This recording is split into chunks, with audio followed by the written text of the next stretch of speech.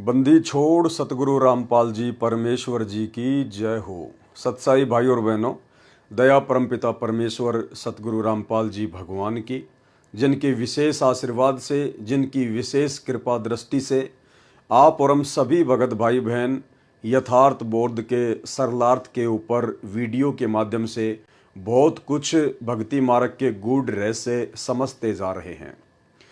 भाई और बहनों, ये सारा का सारा श्रेय परम पूज्य परमेश्वर सतगुरु रामपाल जी परमेश्वर जी का है, क्योंकि जब तक परमेश्वर अपनी वाणियों को समझने की और समझाने की दया ना बख्शे, तब तक कोई भी जीव आत्मा, कोई भी प्राणी परमेश्वर के वचनों के ऊपर ना ही तो चल सकता है और ना ही समझ सकता है। सन 1994 से परम पूज्य परमेश्वर सतगुरु रामपाल जी अपने तत्व ज्ञान युक्त सत्संग कर रहे हैं। 2000 के बाद गुरुदेव भगवान ने बहुत सारी पुस्तकें भी लिखी, सैकड़ों की संख्या में। भाई और बहनों, आज तक कोई भी भगत भाई बहन जिस प्रकार से परमेश्वर जी ने साध संगति से जुड़ी हुई आत्माओं को निमित्त बनाया है, अपनी पुस्तकों के ऊपर वीडियो बनाकर भगत भाई बहनों को समझाने के लिए, उस प्रकार से आज तक गुरुदेव भगवान से जुड़े हुए सन 1994 से उनसे नाम दीक्षित, सदैव उनके साथ में रहने वाले, उनके परिवार वाले बड़े बड़े कोऑर्डिनेटर, कोई भी भगत भाई आज तक इस प्रकार से संगत को समझाने की दृष्टि से वीडियो नहीं बना पाए। तो ये जिसके ऊपर परमेश्वर की रजा होती है, जिस आत्मा को परमात्मा ने निमित्त बनाना होता है, जिस दो कोटि के जीव को परमात्मा ने सेवा बख्शनी होती है, परमेश्वर उसी के ऊपर रजा करते हैं। तो ये सारी की सारी मेहर, सारी की सारी दया सतगुरु रामपाल जी परमेश्वर जी की है। जिस प्रकार 650 साल पहले जब परमात्मा बनारस के काशी में प्रकट हुए थे, बहुत सारी उस समय परमेश्वर जी ने लीलाएं की। एक समय उनकी लीलाओं में जिक्र आता है, गुरुदेव भगवान हमें बताते हैं कि बनारस के तोताद्री शहर में पंडितों का भंडारा था और पंडितों ने पंडित रामानंद जी को भी इनवाइट किया, क्योंकि वो वेल नोन थे। उन पंडितों को ये भी पता था कि अगर रामानंद जी को आमंत्रित करेंगे तो साथ में उसका शिष्य कबीर भी आएगा, और उस समय छुआछात बहुत ज़्यादा थी। कबीर जी धाणक यानी जुलाहा जाति से संबंधित अपना कार्य किया करते थे। वैसे तो परमेश्वर की कोई जाति नहीं है, ना होती है, लेकिन लीला परमात्मा जिस वर्ण के अंतर्गत कर रहे थे वो जुलाहा वर्ण था, धाणक वर्ण था। तो पंडितों ने सोचा, भाई अगर रामानंद जी आएंगे तो साथ में कबीर भी आएगा, और कबीर अगर पंडितों के भंडारे में खाना खाएगा तो हमारा तो धर्म ही भ्रष्ट हो जाएगा। तो उन्होंने एक युक्ति सोची कि ऐसा करते हैं, पंडितों के भंडारे में जो भी खाना खाए उससे पहले उससे चारों वेदों के 4 श्लोक पूछना, और जो व्यक्ति संस्कृत में चारों श्लोक बता दे उसी को अंदर आने की अनुमति देना। उनको पता था कि भाई कबीर तो अनपढ़ है, अक्षर ज्ञान युक्त नहीं है, वो संस्कृत नहीं जानता है, वो सुना नहीं पाएगा, तो आफत टल जाएगी। उन्होंने ऐसा ही किया। जब परमात्मा कबीर जी, जो कि विद्वानों के विद्वान हैं, पंडितों के पंडित हैं, पूरे विश्व की, पूरी सृष्टि की, मनुष्य और देवताओं की तो छोड़िए, पशु पक्षियों तक की भी भाषा का जिन्हें ज्ञान है, जब वे परमेश्वर अपने मुंह बोले गुरु रामानंद जी के साथ में भंडारे में गए, तो पंडितों ने तो वही शर्त रख दी कि भाई कबीर 4 श्लोक सुना चारों वेदों के, उसके बाद ही अंदर एंट्री होगी। तो परमात्मा थे। पास में ही एक भैंसाराम, एक झोटा घास चर रहा था। परमात्मा ने उसको इशारा किया, वो झोटा परमात्मा के पास में आके खड़ा हो गया, अगले आदेश की प्रतीक्षा। परमेश्वर जी ने कहा कि भाई झोटा राम, इन पंडितों को चारों वेदों के 4 श्लोक सुना दे। और परमेश्वर ने उसकी पीठ पर थप्पी मारी। भैंसाराम ने तुरंत चारों वेदों के 4 श्लोक संस्कृत में, मनुष्य भाषा में सुना दिए। परमेश्वर ने कहा, भाई जोटाराम, कहीं पंडितों को मन में शंका ना रह जाए, इन चारों मंत्रों का हिंदी अनुवाद भी कर दे। तो भैंसे राम ने उनका अनुवाद किया, और अनुवाद ये था कि रे मूर्ख पंडितों, हे अज्ञानियों, जो अल्लाह जिसने पूरी सृष्टि को रचा, जो तीनों लोकों में प्रवेश करके सबका धारण पोषण करता है, वो अल्लाह, वो खुदा कबीर है जो तुम्हारे सामने खड़ा है। उसके बाद पंडितों को अपनी करनी पर बड़ी शर्मिंदगी महसूस हुई। उन्होंने परमात्मा से माफ़ी मांगी और काफ़ी संख्या में इस चमत्कार को देखकर लोगों ने परमात्मा की शरण भी ग्रहण की। तो भाइयों और बहनों, जब 650 साल पहले परमात्मा जब इस पृथ्वी पर करोड़ों की संख्या में मनुष्य थे और 64 लाख की संख्या में उनके शिष्य थे, उनको वेदों के 4 श्लोक उन पंडितों को सुनाने के लिए निमित्त ना बनाकर एक जानवर को निमित्त बनाया। तो वर्तमान में तो हम मनुष्यधारी हैं, परमात्मा की शरण में हैं, उनके शिष्य हैं। आज यदि परमात्मा हमें ये सेवा दे रहे हैं तो आप और हमारे लिए बड़े सौभाग्य की बात है। तो भाई और बहनों, भक्ति बोध का सरलार्थ जो स्वयं सतगुरु रामपाल जी परमेश्वर जी ने अपने कर कमलों से हमें करके यथार्थ भक्ति बोध नाम की पुस्तक में दिया हुआ है, जिसके ऊपर हम भाई बहन साध संगति के माध्यम से वीडियो बनाकर अपने विश्वास को दृढ़ करते जा रहे हैं। 37 पेज तक ये कंप्लीट हो चुका है। अब इसके आगे आज हम शुरू करेंगे। भाई और बहनों, ये वाणियाँ जो परमपिता परमेश्वर जी के मुख कमल से उच्चारित हैं, ये भले ही हिंदी में हैं और क्षेत्रीय भाषा में हैं, परंतु इनका जो रहस्य है, इनका जो सार है, वो वेद और गीता जी से भी गहरा है। तो कई बार हम इन वाणियों का जो सरलार्थ गुरुदेव ने किया हुआ है, हम उसको पढ़ चुके हैं पहले भी, लेकिन हमें याद नहीं रहता है।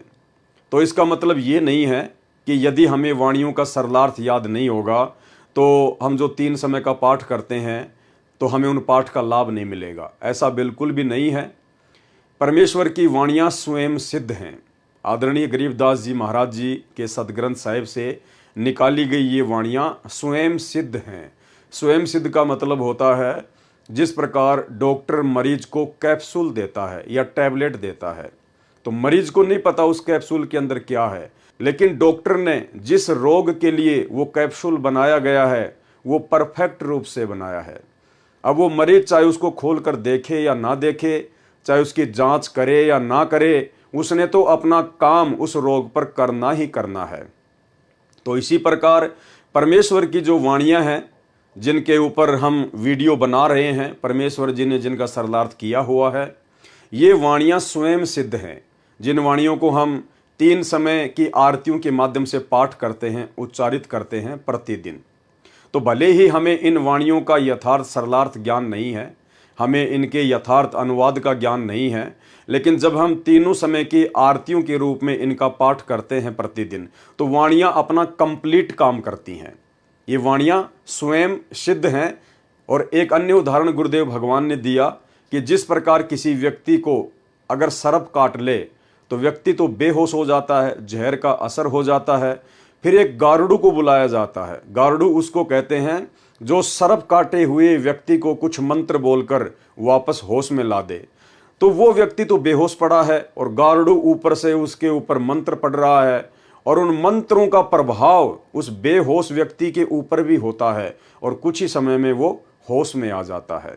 तो जिस प्रकार वो व्यक्ति जो बेहोश था, वो मंत्र सुन भी नहीं रहा था, लेकिन वो जो मंत्र था, जो गारुड़ उसका उच्चारण कर रहा था, वो स्वयं सिद्ध था। वो गारुड़ के द्वारा वो सिद्ध किया हुआ मंत्र था। तो उस सिद्ध मंत्र ने अपना काम उस बेहोश व्यक्ति पर करना ही करना था। तो ठीक इसी प्रकार परमपिता परमेश्वर जी के मुख कमल से उच्चारित स्वयं सिद्ध वाणियाँ, क्योंकि परमेश्वर के मुख कमल से उच्चारित प्रत्येक शब्द स्वयं सिद्ध ही होता है। जैसे हम सत्संग सुनते हैं गुरुदेव भगवान का, तो वो स्वयं सिद्ध हैं। उस सत्संग ने हमारे ऊपर असर करना ही करना है। इसीलिए गुरुदेव भगवान कहते हैं, यदि आपने नाम भी नहीं लिया है और यदि आप सत्संग भी सुनना शुरू कर देते हैं तो आपको 70% लाभ मात्र सत्संग सुनने से होना शुरू हो जाता है। तो इसी प्रकार भाई और बहनों, वाणियों का चाहे हमें अनुवाद याद है या नहीं है, वाणियों के विषय में चाहे हमें पूर्ण जानकारी है या नहीं है, परंतु वाणियाँ जो हम प्रतिदिन उच्चारण करते हैं 3 समय के पाठ के रूप में, ये अपना यथार्थ और पूर्ण काम अवश्य करती हैं। और यदि हमें इनके अनुवाद का ज्ञान हो जाएगा तो फिर हमारा विश्वास और बढ़ता है, हमारे अंदर और अधिक दृढ़ता गुरुदेव भगवान के चरणों में और उनकी भक्ति में उत्पन्न होती है। इसीलिए तो सतगुरु रामपाल जी परमेश्वर जी ने आप और हम जीवों पर दया करके इन समस्त वाणियों का जो तीनों समय की आरतियों के अंदर हैं, परमेश्वर जी ने यथार्थ भक्ति बोध नाम की पुस्तक बनाकर यथार्थ अनुवाद करके आप और हमारे हाथों में दे दिया, ताकि मेरे बच्चे आपस में इन वाणियों को पढ़ेंगे, एक दूसरे को पढ़ाएंगे और साध संगति के माध्यम से अपने विश्वास को आसमान में लेकर जाएंगे। और यही विश्वास एक दिन हमें परमेश्वर जी के सतलोक में पहुंचाएगा, क्योंकि परमात्मा कहते हैं, कहे कबीर सुनो भाई साधो, मैं तो हूं विश्वास में। तो इतनी बड़ी दया सतगुरु रामपाल जी परमेश्वर जी ने आप और हमारे ऊपर बख्शी है। और इस दया के लिए अब आगे वीडियो शुरू करने से पहले, आगे की वाणियों के ऊपर चर्चा करने से पहले गुरुदेव भगवान से आशीर्वाद प्राप्त करेंगे, परमात्मा जी की महिमा करेंगे। बंदी छोड़ सतगुरु रामपाल जी परमेश्वर जी की जय हो। परमपिता परमात्मा, सारी सृष्टि के रचनहार, कुल मालिक, असंख्य ब्रह्मांडों के स्वामी, जगत गुरु, तीनों लोकों में प्रवेश करके सबका भरण पोषण करने वाले राजाधिराज, आत्माधार, नाथों के नाथ, देवों के देव महादेव, सर्वेश्वर महेश्वर, मृत्युंजय, अजरो अमर, आदि अनादि, सनातनी प्रभु, जगत पिता जगदीश्वर, श्री श्री 1008 की उपाधि के वास्तविक अधिकारी, अकाल मूरत सौद स्वरूपी राम वासुदेव, सर्वगतम ब्रह्म, परम पूज्य, प्रथम पूज्य, परम संत, परम पुरुष, परम धनी, परम दयालु, सत्य कबीर, हक्का कबीर, अल्लाहु कबीर, अल्लाहु अकबर, बाखबर, अल्लाह ताला, जगत के तारणहार, जगत के मुक्तिदाता, जगत के जगन्नाथ, हारे के सहारे, हिंदुओं के राम, मुसलमानों के अल्लाह, सिखों के वाहेगुरु, ईसाइयों के मसीह, दया के सागर दयानिधि, करुणा के सागर करुणानिधि, स्वयंभू परिभू, संकट मोचन, कष्ट हरण, मंगल करण, दुख भंजन, अविगत कबीर, निर्विकार निर्विषम परमात्मा, अलय अलेख सतगुरु, आदि अनादि सतगुरु, असली मर्यादा पुरुषोत्तम, असली राम, असली कृष्ण, असली घनश्याम, असली मुरारी, राजाओं के राजा, महाराजाओं के महाराजा, शहंशाहों के शहंशाह, सम्राटों के सम्राट, भगवानों के भगवान, अल्लाहों के अल्लाह, प्रभुओं के प्रभु, मसीहाओं के मसीह, सच्चे वाहेगुरु, बाबाओं के बाबा, पीरों के पीर, सेठों के सेठ, जगत सेठ, सावड़सा सेठ, सर्वगुण संपन्न, अनंत कोटि कलाओं के स्वामी, अनंत कोटि ब्रह्मांडों के नायक, योगियों में महायोगी, ध्यानियों में महाध्यानी, सिद्धों में परम सिद्ध, ज्ञानियों में तत्व ज्ञानी, ब्रह्म ज्ञानी, महाज्ञानी, परम ज्ञानी, सर्वश्रेष्ठ ज्ञानी, युवा कबीर, समृत कबीर, अमित ओझा, सच्चे रहनुमा, करीम अल्लाह, सुभान अल्लाह, दुनिया के अंतिम पैगंबर, 8 सितंबर 1951 से गांव धनाना, जिला सोनीपत, हरियाणा, भारतवर्ष की पावन भूमि पे प्रकट रियल कल की भगवान श्री नारायण साकार हरि, सच्चे बाबा साहेब, संत श्रोमणी सतगुरु रामपाल जी परमेश्वर जी के चरण कमल में देश विदेश से साध संगति से जुड़े हुए हम सभी सत्सेवक भाई बहनों का अनंत कोटि दंडत प्रणाम। गुरुदेव भगवान से अरदास है, प्रार्थना है कि हमें इसी प्रकार से सद्बुद्धि बख्शे रहें और भक्ति मार्ग पर निर्विकारी बनाकर समस्त नियम और मर्यादाओं के अंतर्गत हमारे विश्वास को दृढ़ता के साथ अपने भक्ति मार्ग पर लगा कर रखें। तो भाई और बहनों, 37 पेज तक यथार्थ भक्ति बोध के यथार्थ अनुवाद की वाणियों को हम जान चुके हैं, समझ चुके हैं।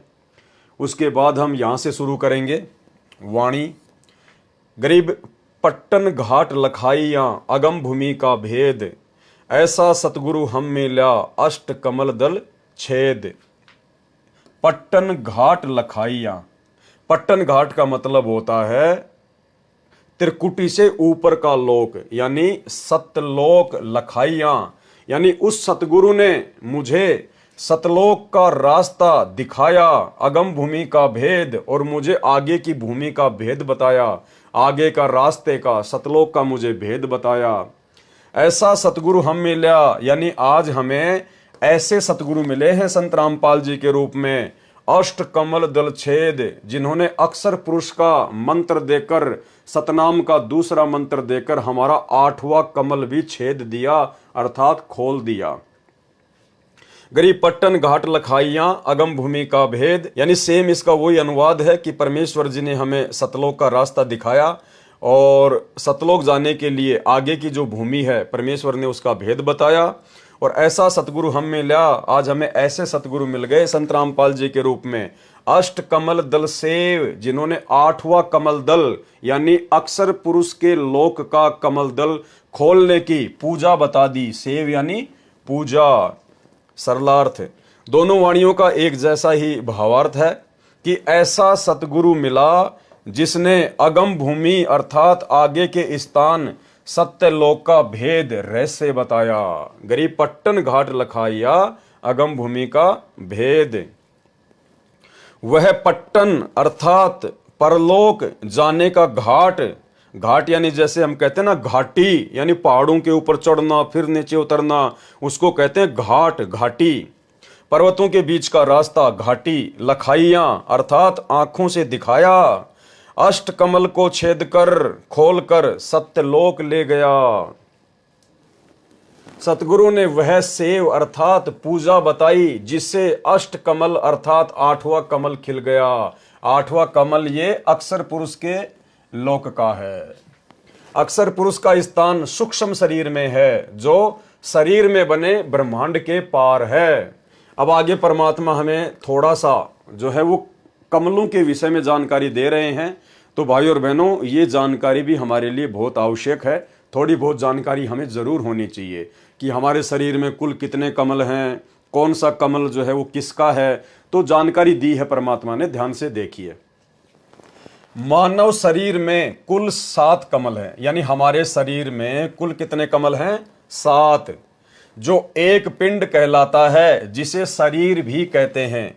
मानव शरीर में एक ब्रह्मांड का मानचित्र है, इसलिए इसको ब्रह्मांड भी कहते हैं। मूल कमल, दूसरा संवाद कमल जिसको अनाहत कमल भी कहते हैं, तीसरा नाभि कमल, चौथा हृदय कमल, और 5वां कंठ कमल, और 6वां त्रिकुटी कमल, और 7वां सहस्त्र कमल यानी ये काल का कमल, 1000 पंखुड़ी वाला कमल। तो टोटल 7 कमल ही हमारे शरीर में होते हैं, हमारे जो है वो पिंड में होते हैं। टोटल 7 कमल। पूर्ण सतगुरु से ज्ञान प्राप्त करने से पता चला कि हमने अष्ट कमल दल यानी 8वां कमल दल को खोलने की भी साधना करनी होती है। यानी हमारे शरीर में तो केवल 7 ही कमल हैं, मूल कमल से लेकर और सहस्त्र कमल तक।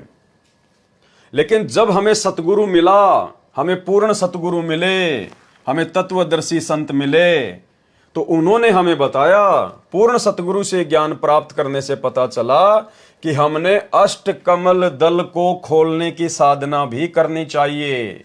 जबकि हकीकत तो ये है भाई और बहनों, सतगुरु रामपाल जी परमेश्वर जी के मिलने से पहले हमें तो मूल कमल का भी नहीं पता था, एक भी कमल का नहीं पता था कि कमल क्या होते हैं, कैसे खुलते हैं, कौन कौन से देवता शरीर में विराजमान हैं, कुछ नहीं पता था। अगर कुछ पता था तो केवल इतना पता था कि सुबह नहा धो के खाना खा के घर से निकलना है और सारा दिन 2 के 4 कमाने हैं और वापस घर में शाम को एंट्री करनी है, खा के सो जाना है, फिर सुबह वापस मार्केट में निकलना है। इससे ज्यादा भक्ति, भगवान का, साधना का, कमलों का, पिंड का, ब्रह्मांड का कुछ भी ज्ञान नहीं था।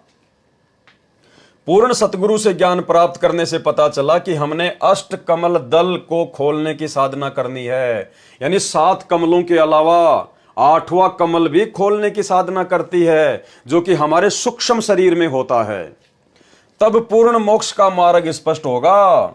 अष्ट कमल दल 8वां कमल है। अष्ट कमल दल यानी 8वां कमल, इसमें अक्षर पुरुष का वास है। 8वें कमल में, अष्ट कमल दल में किसका वास है? अक्षर पुरुष का। इसके पश्चात अर्थात इसके ऊपर 9वां कमल है। अक्षर पुरुष के 8वें कमल के ऊपर फिर 9वां कमल है, और 9वां कमल क्या है? सतलोक। 9 कमल दल है, इसमें परम अक्षर ब्रह्म का वास है, अर्थात सत्यलोक। यानी सतलोक जाने के लिए 9वां कमल दल खोलना पड़ेगा। और वो 9वां कमल दल किससे खुलेगा? सार नाम से खुलेगा, सार शब्द से खुलेगा। और ये जो 8वां कमल है अक्षर पुरुष का, ये किससे खुलेगा? यानी हमें जो सतनाम देते हैं परमात्मा, जिसमें 2 मंत्र देते हैं। एक मंत्र तो काल का, काल के ओम मंत्र से तो खुलेगा ये काल का सहस्त्र कमल, और सतनाम के अंदर जो दूसरा मंत्र है अक्षर पुरुष का, उससे खुलेगा 8वां कमल, और उसके बाद 9वां कमल जो कि पूर्ण परमात्मा का है, ये कमल खुलेगा फिर सार नाम से, सार शब्द से। तो ये जानकारी भी आप और हमारे को होनी बहुत जरूरी है। वाणी, गरीब परपट्टन की पीठ में सतगुरु ले गया मोहे, सिर साटे सौदा हुआ अगली पिछली खोई। परपट्टन की पीठ में यानी सतलोक जाने वाले रास्ते में, जहां पर एक दुकान है, जहां पर एक बाजार लगता है। तो सतलोक जाएंगे तो बाजार कहां लगता है?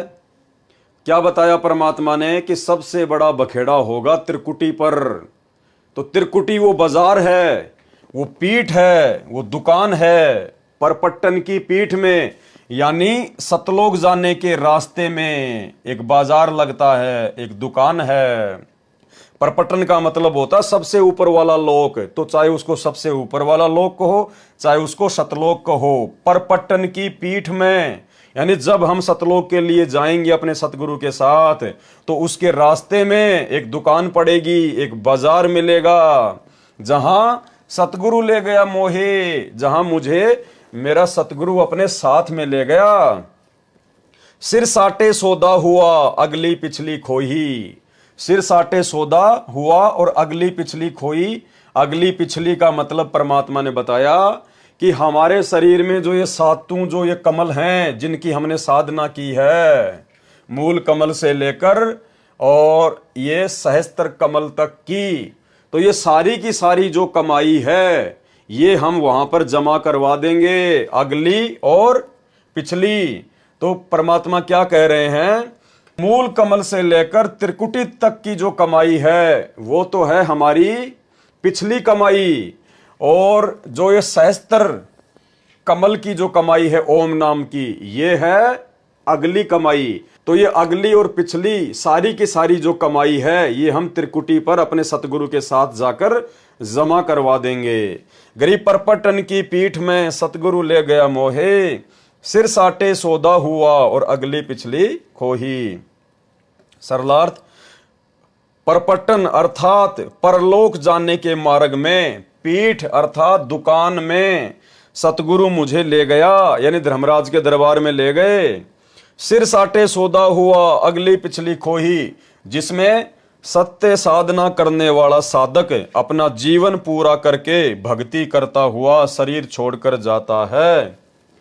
तो वह जो साधना सतगुरु स्वयं परमेश्वर जी ने गुरु रूप में प्रकट होकर, यानी परमेश्वर स्वयं ही गुरु रूप में प्रकट होकर, सतगुरु रूप में प्रकट होकर जिसने हमें वो साधना बताई, तो वह जो साधना सतगुरु स्वयं परमेश्वर जी ने गुरु रूप में प्रकट होकर द्वारा बताई होती है, वह सभी कमलों की साधना मंत्रों से करता है। त्रिकुटी से नीचे के कमलों को पिछले कमल कहा है। त्रिकुटी से पीछे के जो कमल हैं उनको क्या कहा गया है? पिछले कमल, यानी अगली पिछली खोई, यानी अगली पिछली सारी कमाई हम वहां पे जमा करवा देंगे। तो क्या कह रहे हैं परमात्मा? त्रिकुटी कमल से नीचे के कमलों की जो कमाई होती है उसको कहते हैं पिछली कमाई, तो वो भी हम वहीं जमा करवा देंगे। और त्रिकुटी कमल से ऊपर की जो कमाई है सहस्त्र कमल की, क्योंकि त्रिकुटी कमल का कोई मंत्र नहीं होता है, त्रिकुटी कमल का परमात्मा ने कोई मंत्र नहीं बताया, तो मूल कमल से लेकर और कंठ कमल तक की जो कमाई है उसको परमात्मा ने बताया पिछली कमाई, तो वो कमाई भी हम धर्मराज के दरबार में जमा करा देंगे। और त्रिकुटी कमल से ऊपर फिर जो सहस्त्र कमल है काल की ओम नाम की कमाई, उसको परमात्मा ने बताया अगली कमाई, तो वो भी हम वहीं पे जमा करवा देंगे। तो वाणी क्या कह रही है? सिर साटे सौदा हुआ और अगली पिछली खोई, यानी आगे और पीछे की सारी जो कमाई है वो हम धर्मराज के दरबार में सतगुरु के साथ में जाके जमा करवा देंगे। त्रिकुटी से नीचे के कमलों को पिछले अर्थात नीचे के कमल कहा है, और त्रिकुटी तथा सहस्त्र कमल को अगले आगे ऊपर के कमल कहा है। यह एक ब्रह्मांड का वर्णन चल रहा है, जीवात्मा का निवास हृदय कमल में होता है। मृत्यु के उपरांत जीव शरीर त्यागने पर विवश होता है, सबसे पहले मूल कमल में जाता है। जीवात्मा सबसे पहले कहां जाती है? मूल कमल में जाती है। वहां पर मूल कमल की भक्ति जो साधक मंत्र से करता है की कमाई वहीं छोड़ देता है। यानी जो गणेश जी की जो हम साधना करते हैं मूल कमल के माध्यम से, वो हम वहीं पे डिपॉजिट करवा देते हैं और अपना ऋण मुक्त प्रमाण पत्र प्राप्त करके स्वाद कमल में जाता है। फिर ब्रह्मा और सावित्री के लोक की जो कमाई है वो वहां सर्व साधना इस कमल की छोड़कर प्रमाण पत्र लेकर आगे नाभि कमल में, फिर हृदय कमल में तथा फिर कंठ कमल में जाकर साधना कमाई छोड़कर ऋण मुक्त प्रमाण पत्र प्राप्त करता हुआ त्रिकुटी कमल में जाता है। फिर कहां जाता है जीव? त्रिकुटी कमल में।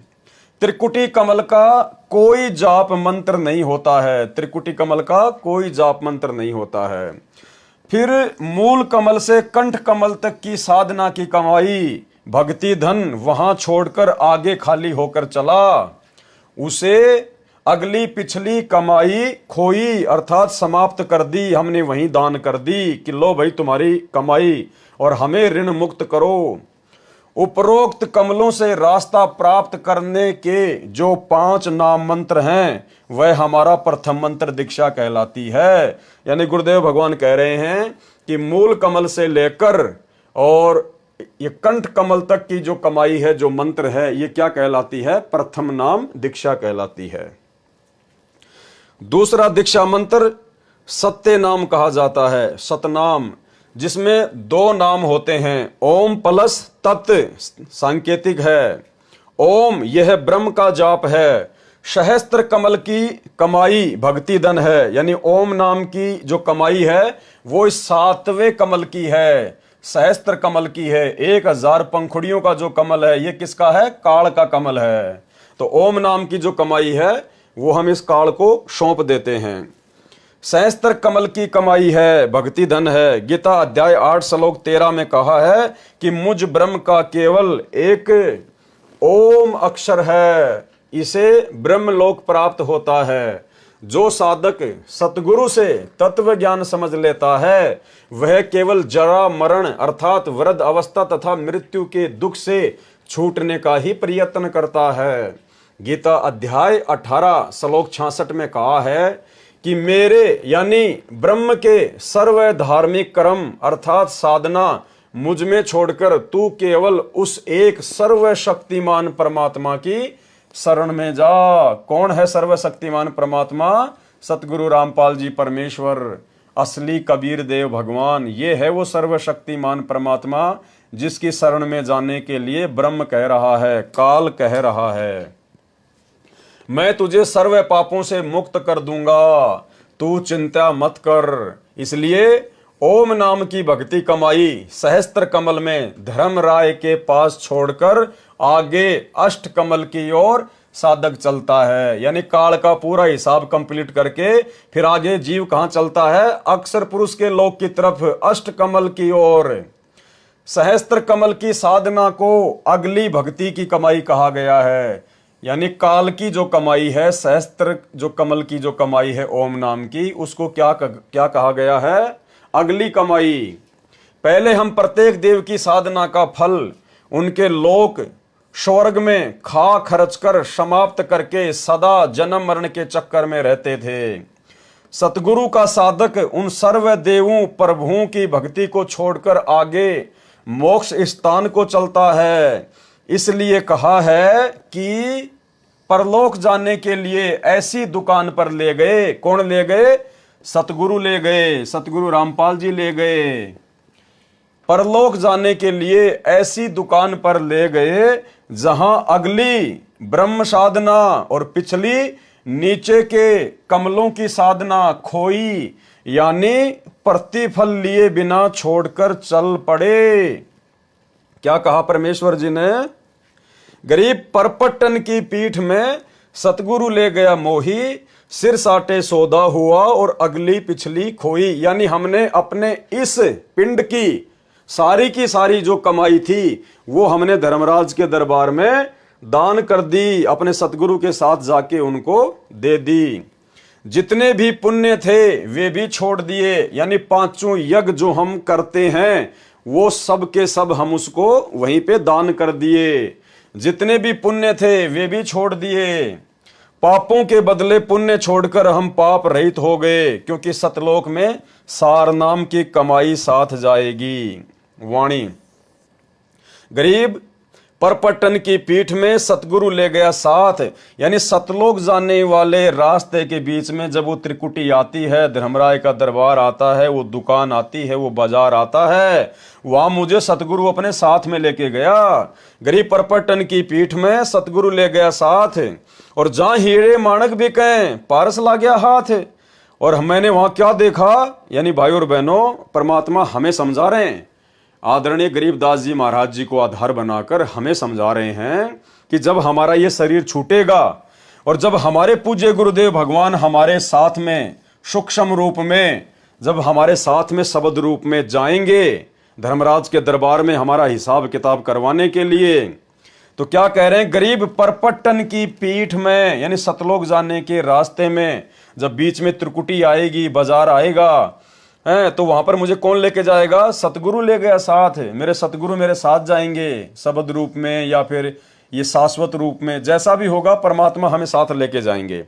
जहां हीरे माणक बिके पारस ला गया हाथ, तो मैंने वहां क्या देखा कि वहां तो हीरे मोती माणक बिक रहे हैं, क्योंकि वो तो मेला है, काल वहां पे जीव को भ्रमित करता है।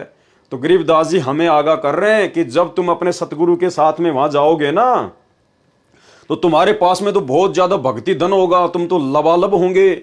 वहां पे तो ऑटोमेटिक मालूम पड़ जाता है कि भाई इसके पास तो बहुत जबरदस्त भयंकर धन है, कमाई है नाम मंत्रों की।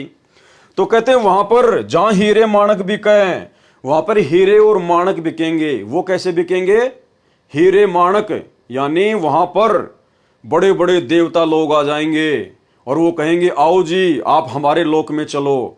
गणेश जी आएंगे, हैं, ब्रह्मा विष्णु महेश आएंगे, आओ जी आपके पास तो बहुत कमाई है, बहुत धन है, अभी क्या करोगे, ऊपर जाके थोड़े दिन यहाँ पर ऐश करो, आपको सर्व सुख देंगे, आपको सुंदर सुंदर औरतों का सुख देंगे, यहाँ पे आपको राजपाट देंगे, हैं, आपके यहाँ पे लाखों करोड़ों की संख्या में नौकर चाकर होंगे। तो वहां पे हमारे को प्रलोभन दिया जाएगा, वहां पे हमारे को लोभ दिया जाएगा, हमारे को ठगने का काल प्रयास करवाएगा अपने एजेंटों के माध्यम से। उसको कहते हैं हीरे मोती माणक बिके, यानी वो पद बिकेंगे वहां पर, आपको लोभ लालच दिया जाएगा फंसाने के लिए।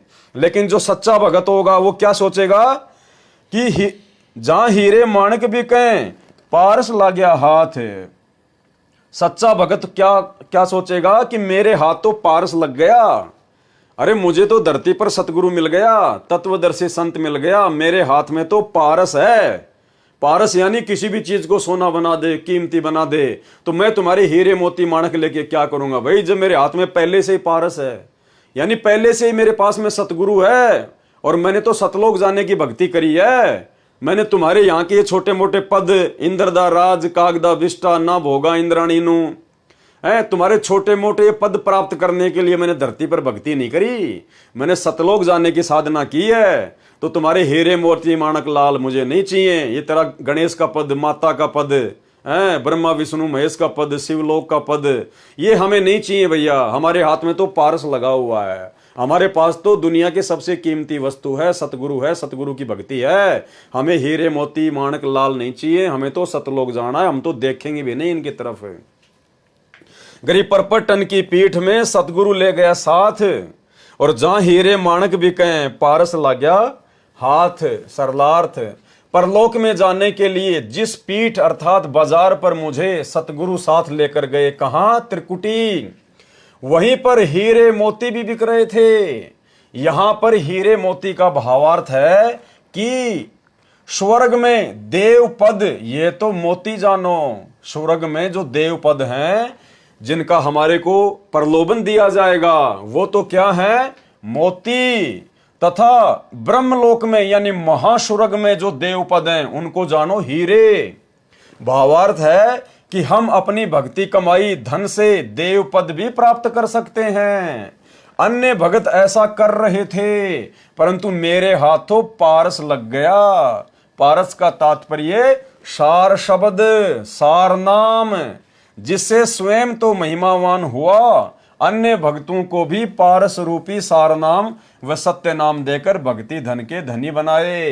पारस एक पत्थर जैसा होता है। यदि पारस से लोहे का गार्टर एक सिरे से स्पर्श हो जाए तो पूरा गार्टर चाहे 15 फुट लंबा हो, सोना यानी गोल्ड बन जाता है। मुझे पारस जैसा मोक्ष मंत्र मिला है, जिससे सतलोक परम पद मिला, फिर कभी जन्म मरण नहीं होगा। और उस सतलोक में जाने के बाद फिर हमारे को वह सर्व सुख मिलेंगे, सर्व सुविधाएं मिलेंगी। जो सुख और सुविधाएं इस देवलोक में और ब्रह्मलोक में जिसका हमारे को लालच दिया जाएगा, उनमें तो देखने को भी नहीं मिलती। चार मुक्ति जहां चंपी करती, माया हो रही दासी। यानी ब्रह्मा विष्णु महेश के पास केवल 4 मुक्ति हैं। तो कहते हैं जब तुम सतलोक में जाओगे तो 4 मुक्तियां तो तुम्हारे चरण दबाएंगे, वहां पर तुम इनके तरफ देखोगे भी नहीं, तुम्हारी दासियां बन के रहेंगी, नौकरानी बन के रहेंगी। माया हो रही दासी और दास गरीब अभय पद पर से मिले राम अविनाशी, और परमात्मा मिलेगा वो अलग। इस प्रकार वाणी संख्या 68 का अर्थ है, गरीब परपटन की पीठ में सतगुरु की हाट, यानी वही सतलोक जाने के रास्ते में त्रिकुटी पर सतगुरुदेव भगवान की भी दुकान है, जहां हीरे माणक बिकें सौदागर स्यों साठ। परपटन यानी सतलोक मार्ग में जो पीठ, जो बाजार है, उसमें यानी त्रिकुटी पर सतगुरु की हाट यानी दुकान है। वहां पर देव पद रूपी हीरे व माणक मोती बिक रहे थे। मैंने तो सतगुरु से ही सौदा कर लिया। मैंने तो अपने गुरुदेव भगवान सतगुरु रामपाल जी परमेश्वर जी से ही सौदा कर लिया कि भाई हमें तो सतलोक जाना है, हमने तो यहाँ का कोई देव पद नहीं चाहिए, ये हीरे मोती लाल हमें नहीं चाहिए। हमारे गुरुजी ने इनके थोतेपन के बारे में, हमारे गुरुजी ने इनकी हकीकत के बारे में हमें धरती पर सब कुछ बता दिया था कि भाई वहां का सुख भी झूठा है, केवल जीव को फंसाने के लिए काल प्रलोभन देता है, और फिर वापस जब उसकी कमाई समाप्त हो जाएगी तो हमारे गुरुजी ने बताया कि ब्रह्मलोक में गए हुए साधक भी, जो कि सबसे अंतिम उपलब्धि है 21 ब्रह्मांड की, तो गीता के अध्याय 8 श्लोक 16 में हमें गुरुजी ने बताया कि ब्रह्मलोक पर्यंत साधक फिर वापस नीचे आते हैं, गधे कुत्ते सूअर बनते हैं। तो भाई हमें हीरे मोती लाल नहीं चाहिए, हमें देवपद नहीं चाहिए। हमने तो अपने गुरुदेव भगवान सतगुरु रामपाल जी से सौदा कर लिया, एग्रीमेंट कर लिया, व्यापार कर लिया सतलोक जाने का, उनसे मेल हो गया, सतगुरु से हिस्सा पार्टनरशिप कर ली सतलोक में जाने की। हम तो सतलोक जाएंगे। वाणी गरीब परपटन की पीठ में सौदा है निजसार, यानी सतलोक जाने के उसी रास्ते में त्रिकुटी पर सौदा है निजसार, यानी वास्तविक सौदा होगा वहां पर। अगर जीव फिसल गया तो फिसल गया, और वहां से यदि पार हो गया तो फिर सीधा सतलोक।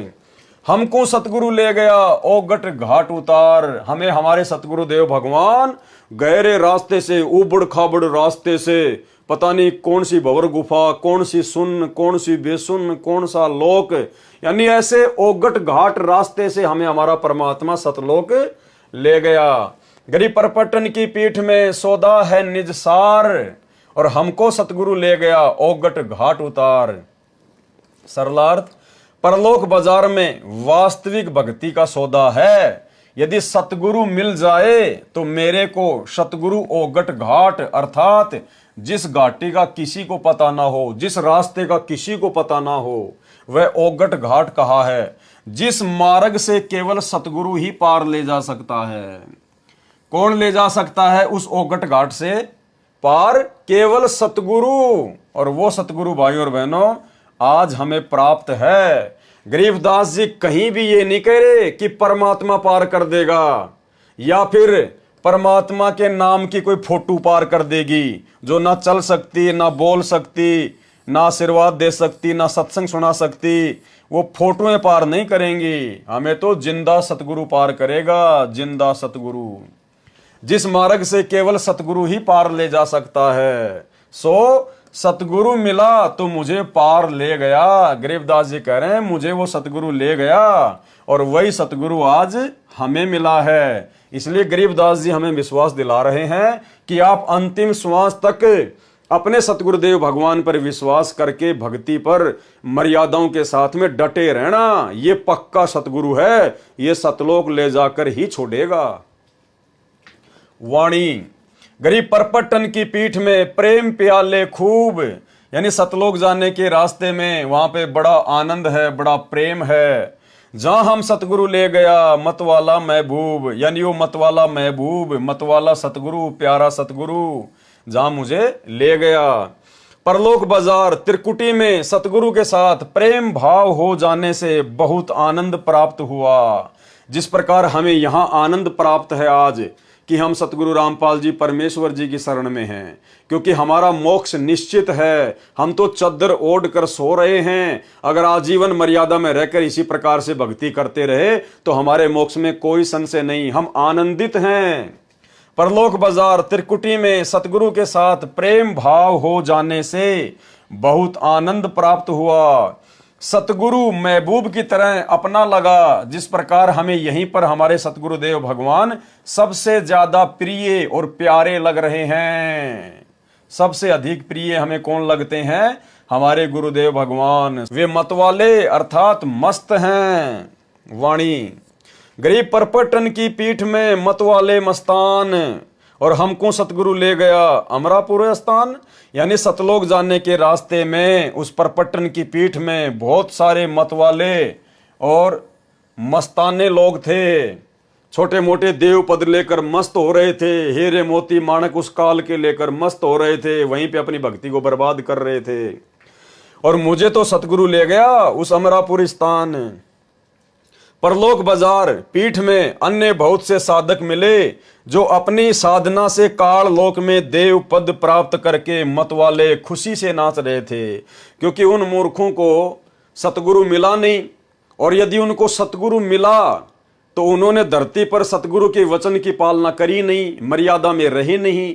जिस प्रकार सतलोक आश्रम मैनेजमेंट हरियाणा वाले और उनसे जुड़े हुए भाई बहन, जब यहीं पर ये लोग सतगुरु के ज्ञान को छोड़कर, सतगुरु की मर्यादाओं को तोड़कर दो कोड़ी के राजनेताओं के पीछे दौड़ रहे हैं, उनकी रैलियों में जा रहे हैं, उनका समर्थन कर रहे हैं, तो भाइयों और बहनों, ऐसे भक्तों के बारे में परमात्मा बता रहे हैं कि जो भगत यहां पर मर्यादा तोड़कर भक्ति भी करेगा तो वो त्रिकुटी पर फैल हो जाएगा। वो वहां पर उन हीरे मोती और लाल को देखकर, बड़े बड़े देव पद को देखकर, शंकर जी आएंगे, आओ जी मेरे लोक में चलो, मैं आपको मेरे लोक में जो है वो गण बना दूंगा, मैं आपको स्वामी बना दूंगा। गणेश जी आएंगे, आओ जी गणेश का पद आपके लिए खाली पड़ा है। तो जो लोग यहीं पे राजनेताओं के तलवे चाट रहे हैं, गुरु जी के ज्ञान के विरुद्ध राजनीतियां कर रहे हैं, राजनेताओं का समर्थन कर रहे हैं, गुंडों की सीबीआई जांच करवाते हैं, आरक्षणों में शामिल हो रहे हैं, एक पीले पर्चे के ऊपर बिल्कुल फिदा हो जाते हैं, अपने अपने कोऑर्डिनेटरों के आदेशों के ऊपर फिदा हो रहे हैं, ज्ञान को आधार नहीं बना रहे, तो उन भक्तों के साथ में त्रिकुटी पर ऐसी बनेगी, वो वहां पर फिसल जाएंगे।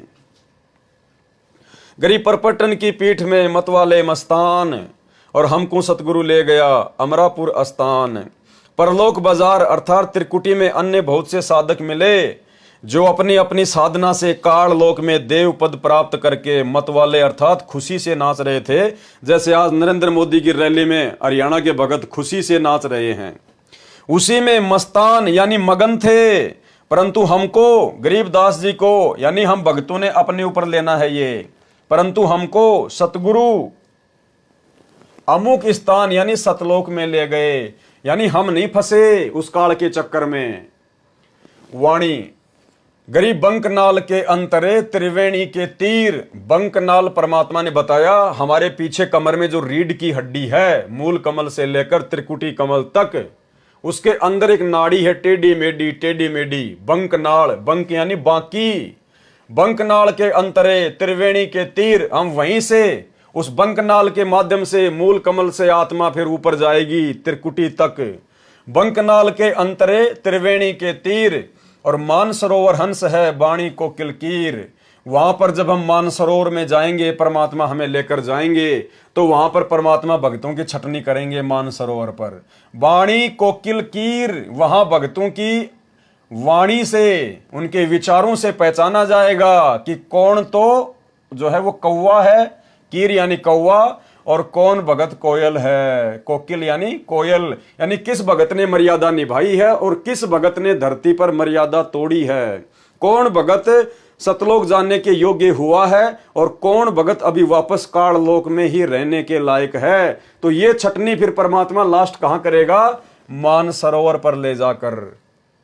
सरलार्थ, मानव शरीर में रीढ़ की हड्डी के अंदर की ओर, उसके साथ टेढ़ी मेढ़ी एक नाड़ी रीढ़ की हड्डी के निचले सिरे से, जो गुदा के पास रीढ़ की हड्डी का अंत है, त्रिकुटी जो आंखों के पीछे है, यहां वहां तक जाती है, उसे बंकनाल अर्थात टेढ़ी मेढ़ी नाल नाड़ी कहते हैं।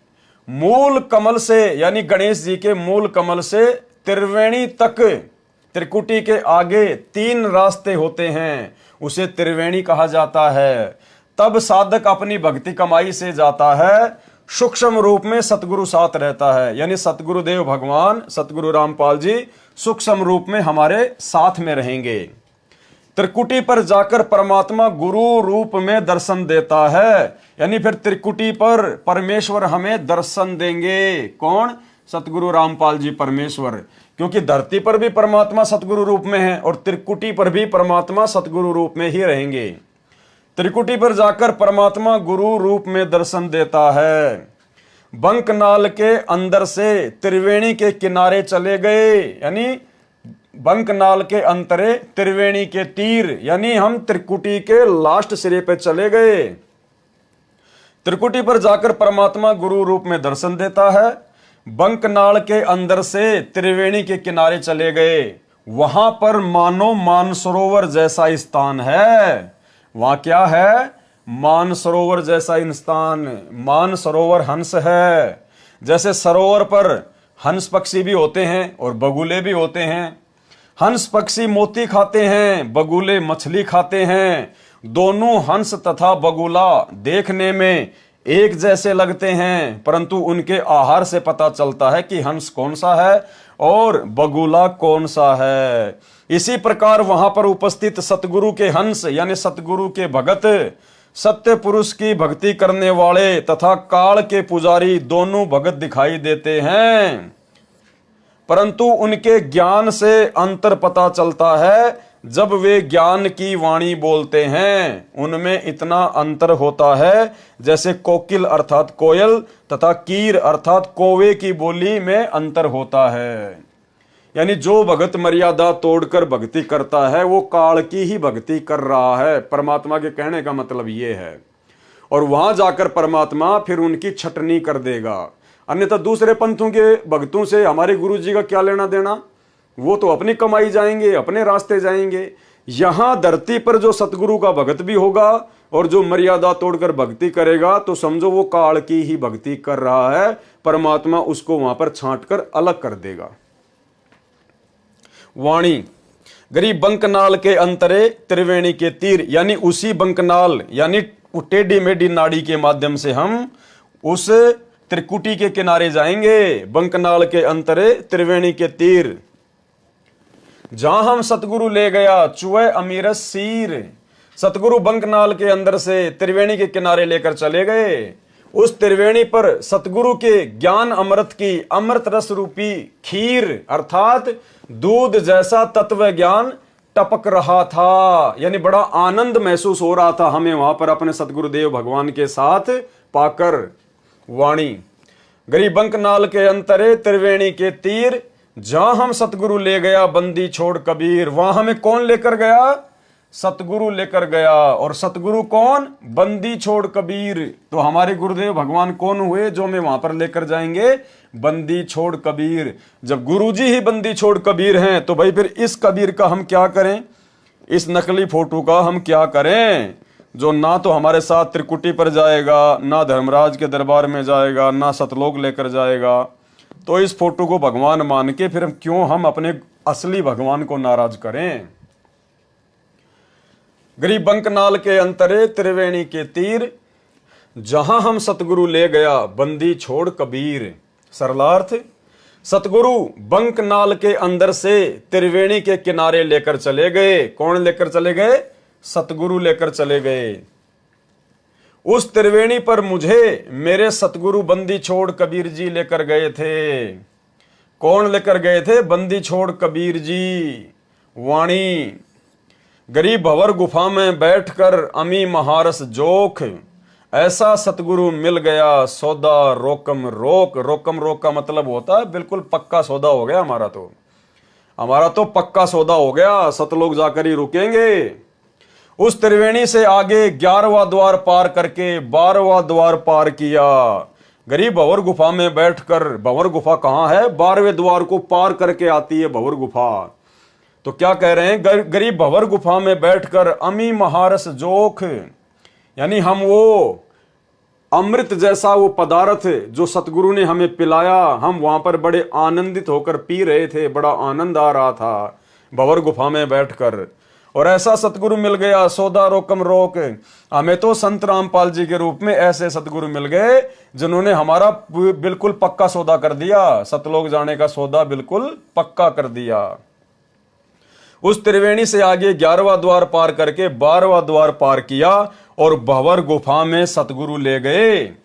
वहां बैठकर अमी यानी अमृत, महारस, महा आनंद, जोक अर्थात पानी पिया।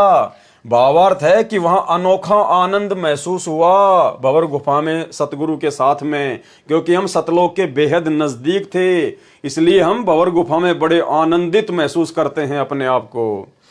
ऐसा सतगुरु मिला जिसने सत्य साधना की इतनी कमाई करा दी कि रास्ते में सब कमलों में सौदा रोकम रोक, नगदा नगदी कैश किया। यानी सभी देवी देवताओं का जो हम साधना किया करते थे, मूल कमल में गणेश जी की, स्वाद कमल में ब्रह्मा शांतरी जी की, नाभि कमल में विष्णु लक्ष्मी जी की, हृदय कमल में शिव जी पार्वती जी की, कंठ कमल में माता जी की। तो कहते हैं हमें ऐसा सदगुरु मिल गया जिसने हमारी कमाई बिल्कुल कंप्लीट करा दी, और वो कमाई उनको देके देवी देवताओं को, और हमारा जो सौदा था बिल्कुल रोकम रोक कर दिया। हरियाणा में रोकम रोक का मतलब होता है बिल्कुल पक्का रजिस्ट्री हो जाना। वाणी, गरीब भंवर गुफा में बैठकर अमी महारस तोल, ऐसा सतगुरु मिल गया बज्र पोल दई खोल। बज्र पोल यानी वो ताला, वो द्वार जिसे कोई नहीं खोल सकता, सतगुरु ने पल में खोल दिया। बज्र पोल दई खोल। सरलार्थ, भंवर गुफा में अपनी भक्ति की धनराशि से सत्यलोक का सुख तुलवाया अर्थात प्राप्त किया। फिर सतगुरु साथ रहे, उन्होंने प्रत्येक द्वार पर लगे दृढ़ ताले वज्र पोल खोल दिए।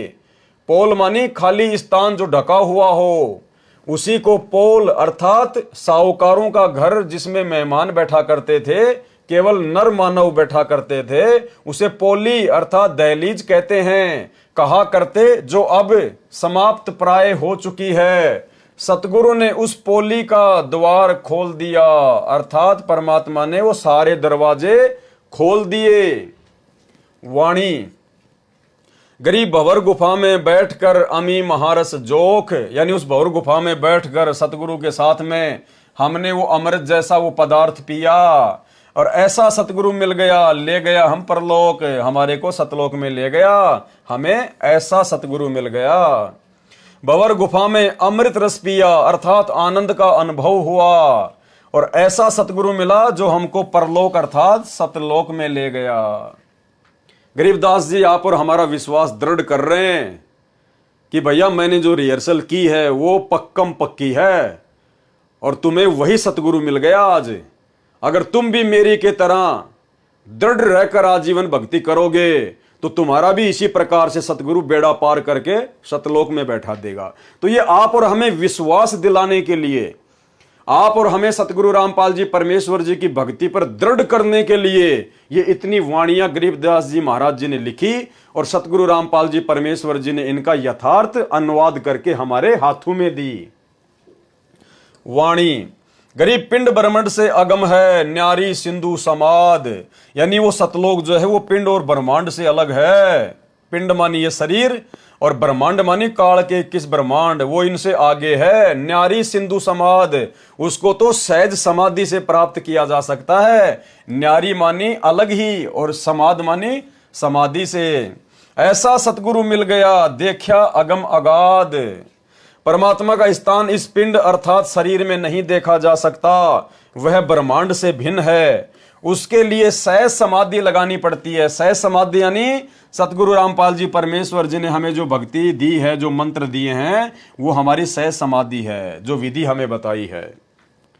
ऊपर समाधि ले जाने के लिए जैसे आकाश रूप समुद्र को पार करना पड़ता है, वहां वह सत्यलोक है। हमने सतगुरु की महिमा जानी तो अगम अगाध अर्थात बहुत आगे का ज्ञान वाला है। उसका ज्ञान अगाध अर्थात गहरा है। देखा अगम अगाध अर्थात हमें जो सतगुरु मिले उनकी महिमा बहुत अगम अगाध है, बड़ी आगे की महिमा है, आसमानों से ऊपर की महिमा है।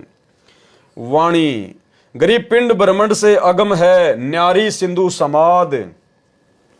ऐसा सतगुरु मिल गया दिया अक्षय प्रसाद। पिंड ब्रह्मांड से भिन्न जो स्थान देखा, वहां पर अक्षय प्रसाद अर्थात जो स्वादिष्ट मिष्टान स्वर्ग महास्वर्ग में नहीं मिलता, वह सतलोक में खाया। दिया अक्षय प्रसाद यानी परमेश्वर ने हमें ऐसा अक्षय प्रसाद दिया जो यहां पर 21 ब्रह्मांड में और 7 संग ब्रह्मांडों में नहीं है। इतना स्वादिष्ट था। जैसे काशी नगर में परमेश्वर कबीर जी ने भंडारा भोजन लंगर कराया, 18 लाख साधुओं को जिमाया भोजन कराया था। उस समय सभी लड्डू जलेबी कचौड़ी पकौड़ी हलवा खीर सब सतलोक से पका पकाया आया था। 9 लाख बैलों पर थैलों में भर भर कर लाद कर केशव रूप धारण करके स्वयं कबीर जी ही लेकर आए थे। इसी प्रकार परमात्मा का प्रसाद सतलोक में खाया और बड़े आनंदित हुए। वाणी गरीब ओगट घाटी उतरे यानी सतलोक जाने के लिए बड़े उबड़ खाबड़ रास्तों से हम उतरे। ओगट घाटी यानी जिस घाट का जिस रास्ते का किसी को ज्ञान ना हो, उबड़ खाबड़। सतगुरु के उपदेश सतगुरु के ज्ञान से सतगुरु की समर्थता से हमने उन सभी रास्तों को पार किया और पूर्ण पद प्रकाशिया। ज्ञान योग प्रवेश परमात्मा की कृपा से उनके ज्ञान उपदेश से हम ओगट घाट अर्थात कठिन घाटियों में से पार हो गए।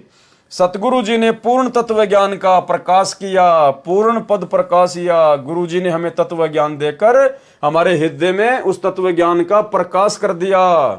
सतगुरु जी ने पूर्ण तत्व ज्ञान का प्रकाश किया और ज्ञान योग को मेरी आत्मा में प्रवेश किया। ज्ञान योग प्रवेश ताकि हम सतलोक जाने के रास्ते में भटक ना जाएं, धोखा ना खा जाएं।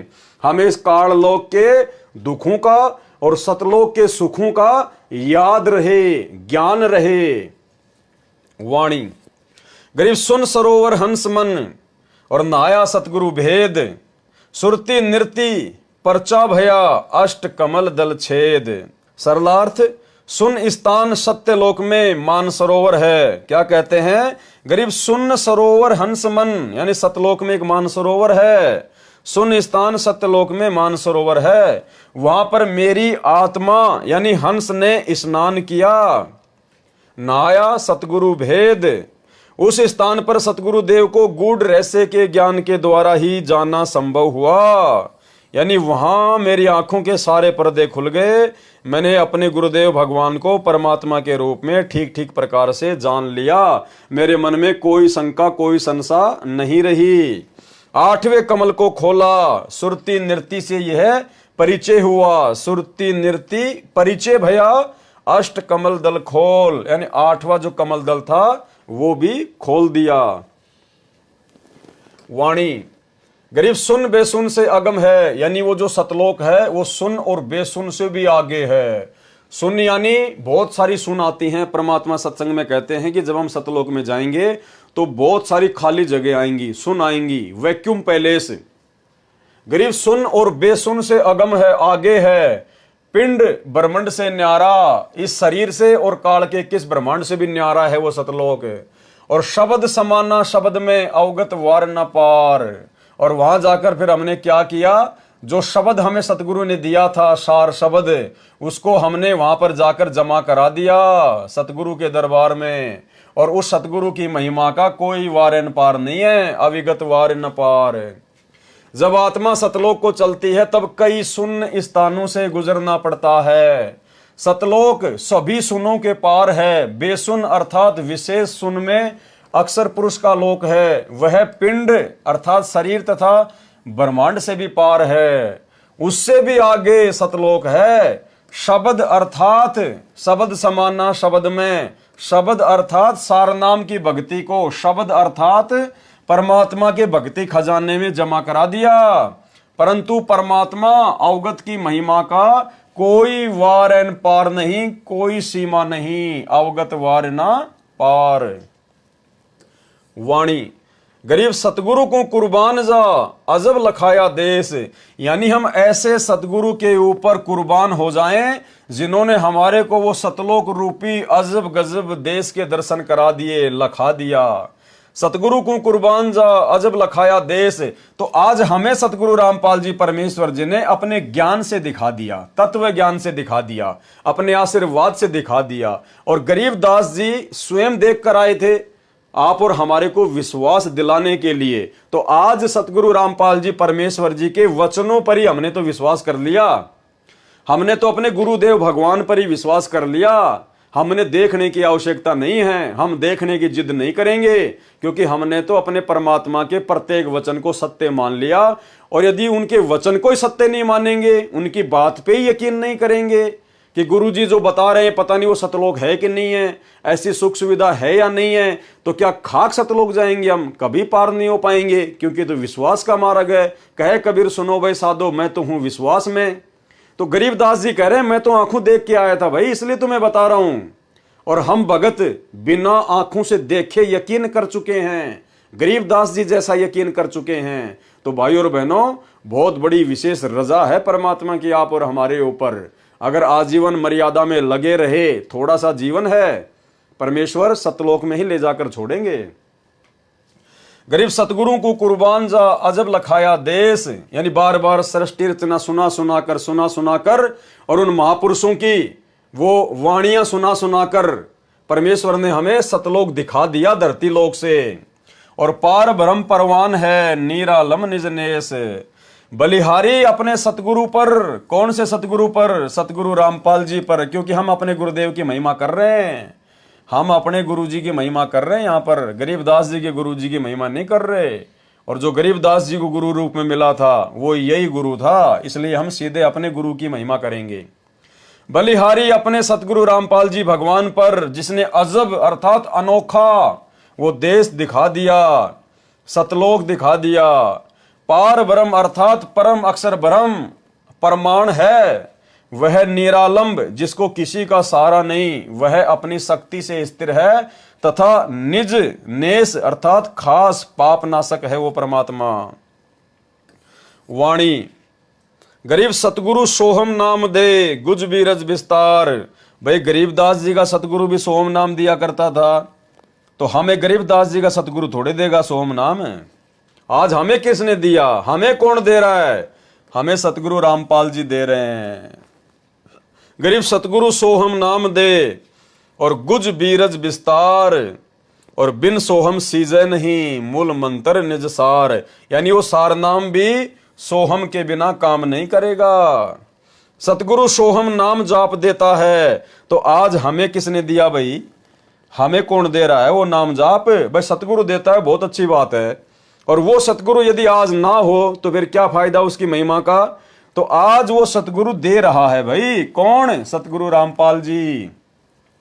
तो कौन दे सकता है वो नाम? गरीबदास जी कह रहे हैं सतगुरु दे सकता है। और सतगुरु गरीबदास जी ने किसको बताया? कबीर जी को बताया। तो आज हमें कौन दे रहा वो नाम? सतगुरु रामपाल जी। तो सतगुरु रामपाल जी कौन हुए? कबीर परमात्मा हुए, कबीर साहिब हुए। इसलिए तो हमने इस नकली कबीर साहिब को अपने घर से निकाल दिया। गरीब सतगुरु सोहम नाम दे गुज बीरज विस्तार, और बिन सोहम सीजे नहीं मूल मंत्र निज सार। सरलार्थ सतगुरु सोहम नाम जाप देता है, इससे आगे और गुज यानी गूढ़, बीरज यानी विशेष ज्ञान, विस्तार के साथ उपदेश मंत्र का राज यानी रहस्य जो सतगुरु उपदेश देते समय समझाता है। पहले सोहम मंत्र का जाप देता है। सोहम के जाप बिना मूल मंत्र अर्थात सारनाम सीजे नहीं अर्थात लाभ नहीं देता। यानी सारनाम से पहले सतगुरु हमसे सोहम नाम की कमाई करवाएगा, फिर वो सारनाम लेने के बाद फिर हमारी भक्ति आगे बढ़ेगी।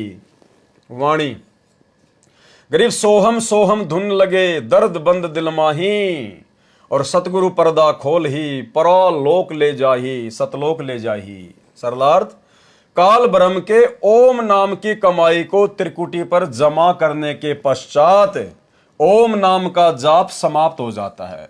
यानी जब हमें मूल कमल से लेकर और सहस्त्र कमल दल तक की कमाई यानी ओम नाम तक की कमाई जब हम धर्मराज के दरबार में जमा करवा देते हैं और जब हमारे को वहां से निकलने का रास्ता दे दिया जाता है 10वां द्वार पार करके, तो फिर ओम नाम की कमाई समाप्त हो जाती है। जो हम सतनाम में 2 मंत्र जाप करते हैं, पहला ओम, फिर वो ओम नाम का जाप नहीं करना होता। फिर जब हम ऊपर जाएंगे अक्षर पुरुष के लोक में, तो परमात्मा कहते हैं दोनों श्वासों से फिर अक्षर पुरुष का ही जाप चलेगा। सोहम सोहम सोहम सोहम, अंदर लेते समय भी और बाहर छोड़ते समय भी ऑटोमेटिक चलेगा। हमें सोचने की जरूरत नहीं है, परमेश्वर का विधान है। जैसे काल की कमाई ओम नाम की वहां छोड़ी और जैसे ही हम अक्षर पुरुष के लोक में प्रवेश करेंगे हमारा सतनाम का जाप ऑटोमेटिक चलेगा, लेकिन ओम नाम हट जाएगा और बाहर छोड़ते समय और अंदर लेते समय सोहम सोहम की धुन लग जाएगी। गरीब सोहम सोहम धुन लगे और दर्द बंद दिल माही, और मीठा मीठा दर्द एक कशक वो तड़प हमारे अंदर ऑटोमेटिक पैदा हो जाएगी फिर सतलोक जाने की। सतगुरु पर्दा खोल ही, सतगुरु ने सारे रास्ते खोल दिए और परालोक ले जाही। क्या कह रहे हैं परमात्मा? काल ब्रह्म के ओम नाम की कमाई को त्रिकुटी पर जमा करने के पश्चात ओम नाम का जाप खत्म हो जाता है, समाप्त हो जाता है। फिर सोहम सोहम ही दोनों श्वासों से प्रारंभ हो जाता है और सारनाम पहले की तरह ऊपर के श्वास से स्मरण होता है, और सारनाम की जो विधि होती है, सारनाम का जो सुमरण होता है वो वैसे ही चलता रहेगा। सुरती नृत्य से जाप चलता है।